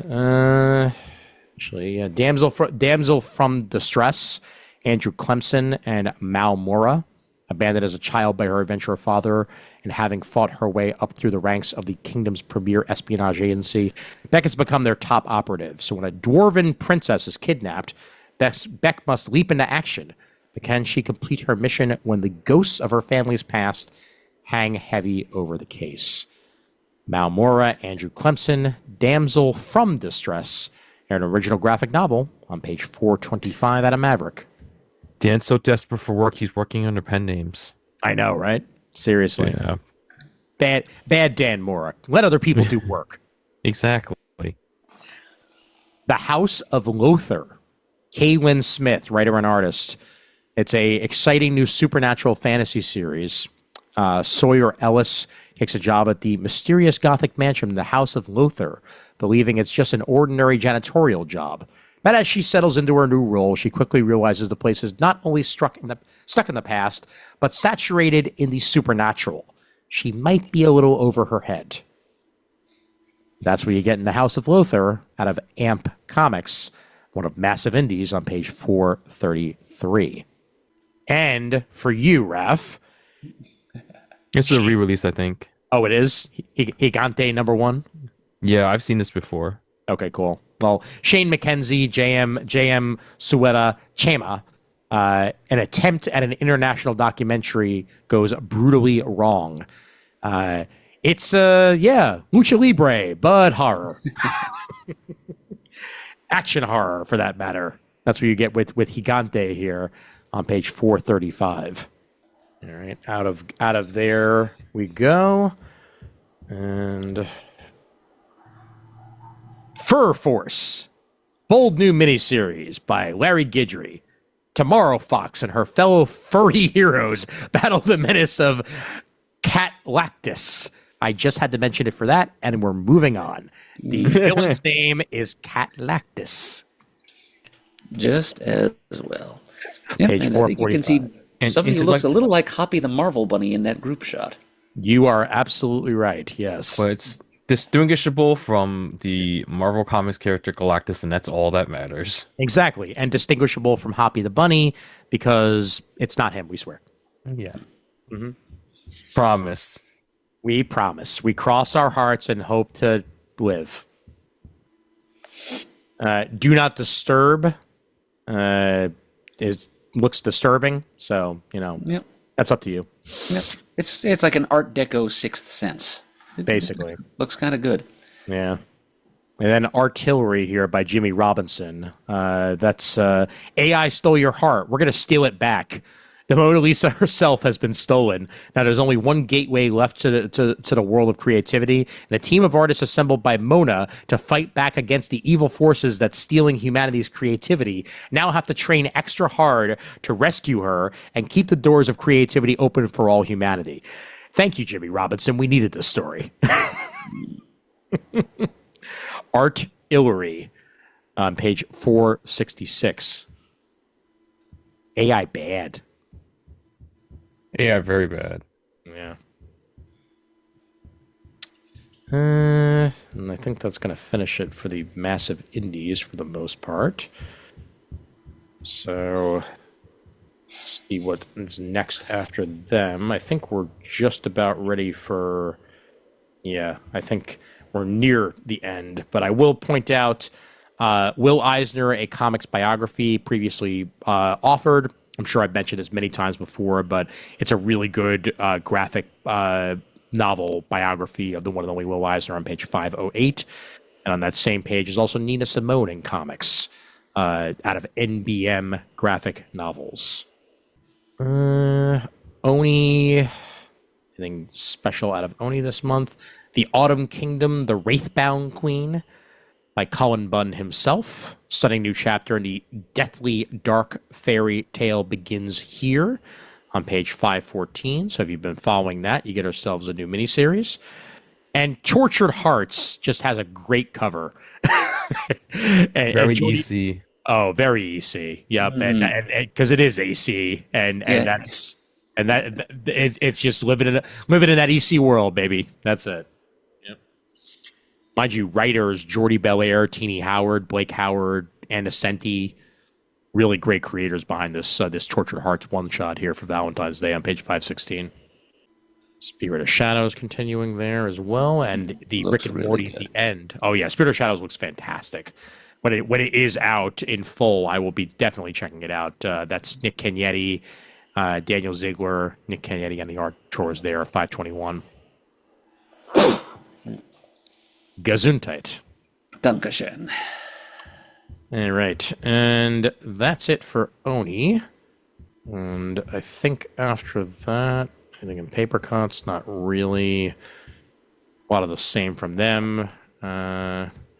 So we will head over to what's after that, and I'm pretty sure that's just going to be tomorrow's because I don't really have anything until then. 2000 AD.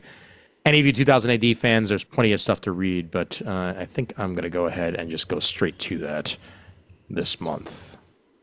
Get past Titan since we already talked about it. There we go. All right, so in the world of tomorrows this month, voila.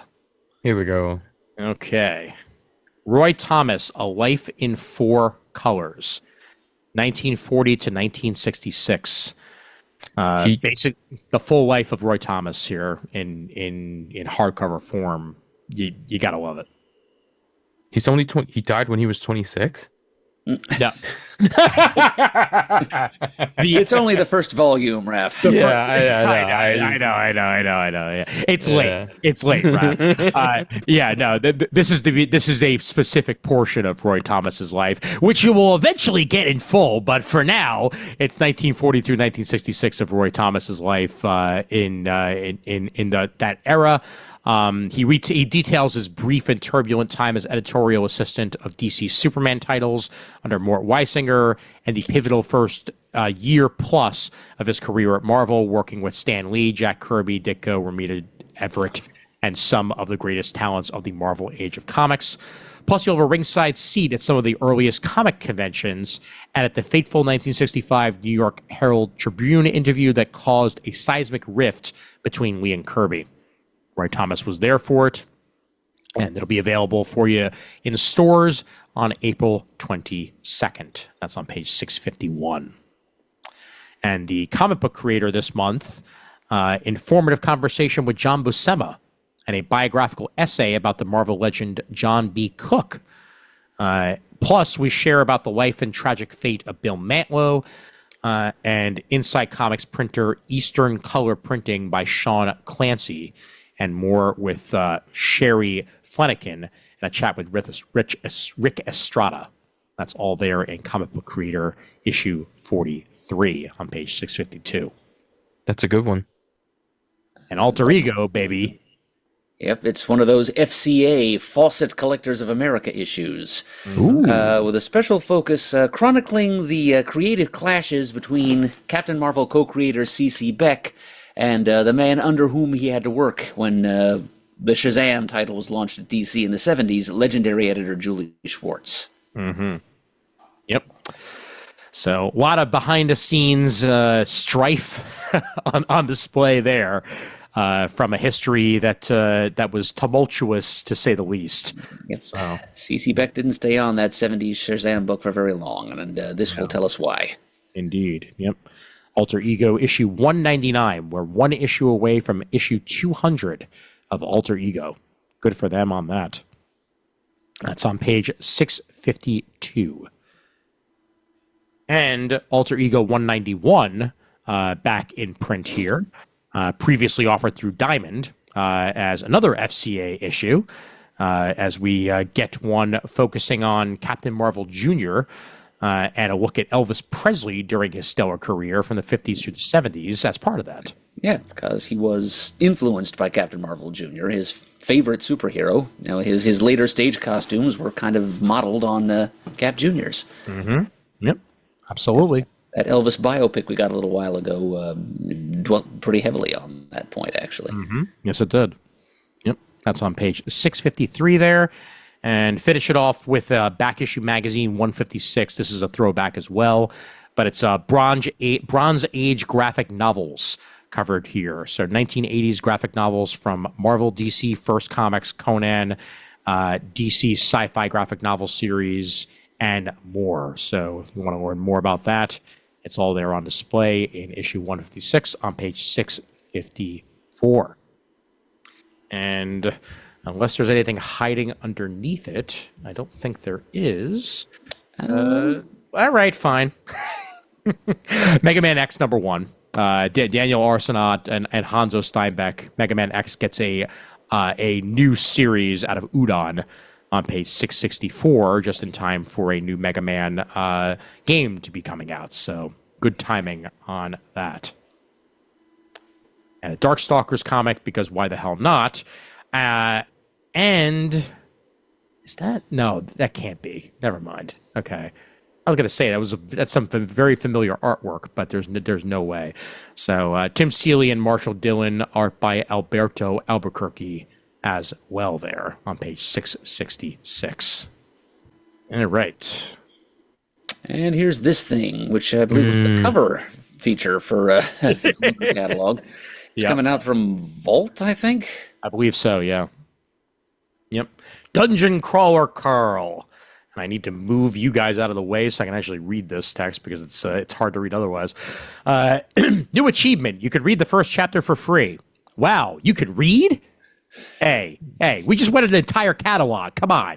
The lit RPG smash hit phenomenon and New York Times bestseller Dungeon Crawler Carl is now a graphic novel for the very first time, and this free comic book day is your chance to read the first chapter early. They called it Free Comic Book Day. Ha ha ha ha ha ha. You know what's worse than breaking up with your girlfriend? Getting stuck on a sadistic alien game show with her cat. This free special edition collects the first episode and more of the Webtoon series with over 3 million reads and 175,000 subscribers. So, Dungeon Crawler Crawl. You're at the bottom, but you're at the top of our hearts. So there you go with that. All right. And that is the end of this particular previews.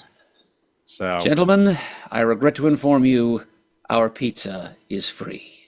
Yes. Man, damn it. Free pizza. Free pizza. But yes, I kind of wise man say, forgiveness is divine, but never pay full price for late pizza.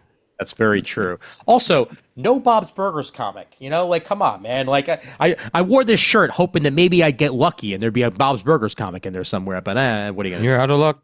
Yep. Well, gentlemen, this was a thrill and a joy, even if it took us forever and a day. This is 100% the Christmas gift to all y'all out there for making it through this. So, Yes. absolutely. Yep. Happy to be a part of it, Ian. This was necessary recreation for me, too. Yep. Tonic for the Eberlean spirit. Amen to that. Copyright Chris Eberly, all rights reserved. So excellent. And Raph, thank you for sticking with us, man. Because Yeah, I wake up very early nowadays, so I didn't know if I would make it through, but we made it through. we made it And through. I added 1 or 2 books to my order. Good. Or I had to double check some things. Apparently DCBS had Infinity War on solicit last month, so I already ordered it. Oh, okay. Got I it. didn't get the cover I wanted, but I ordered it. All right. Well, there you go. But thank you guys very much for sticking with us. There'll probably be one more episode released this year, but it will be a quote-unquote rerun, as I will be airing the Back to the Bins episode that Murd, Shane, and Chris were on a couple weeks back. Was Sean Whalen on there with you guys as well, if I remember correctly? Was who? Was Sean Whalen on that episode as well? The Daredevil. I'm sorry, the Batman Year One episode. Oh, yes. He was on for that, right. Yep, excellent. Okay, great. So Batman Year One will be airing in full on this feed. If you guys didn't pick it up on the Back to the Bins feed, probably sometime before the end of this year. But that is that with that. And with that, some credits while I still have some voice. Email address for Comic Timing is comictiming@gmail.com. Facebook.com/Comic Timing is where you can find us and our Comic Timing fan group, so please join that and join in on the conversation. YouTube.com/@Comic Timing Podcast is where you can find a video version for this episode. You could also find Raph's shorts on that very channel, and looking forward to more of those to come. We're on Blue Sky as Comic Timing. We're on Instagram as Comic Timing Podcast. We're on Threads as Comic Timing Podcast. And that is it for the socials. You can find me as I am Sci-Fi on Blue Sky, and I_am underscore Sci-Fi on Instagram and all that jazz. Raph, where can they find your socials again? Raph does stuff everywhere. Indeed. Yep. And Murd, you can find socially if you run into him in person. So Right. At Murdo's Christmas Barn and pretty much nowhere else. Exactly. So with that, for Raph, for Murd, for all of you, I'm Ian Levacy, reminding everybody out there that there's always time for comics, even when it comes to the end of the year.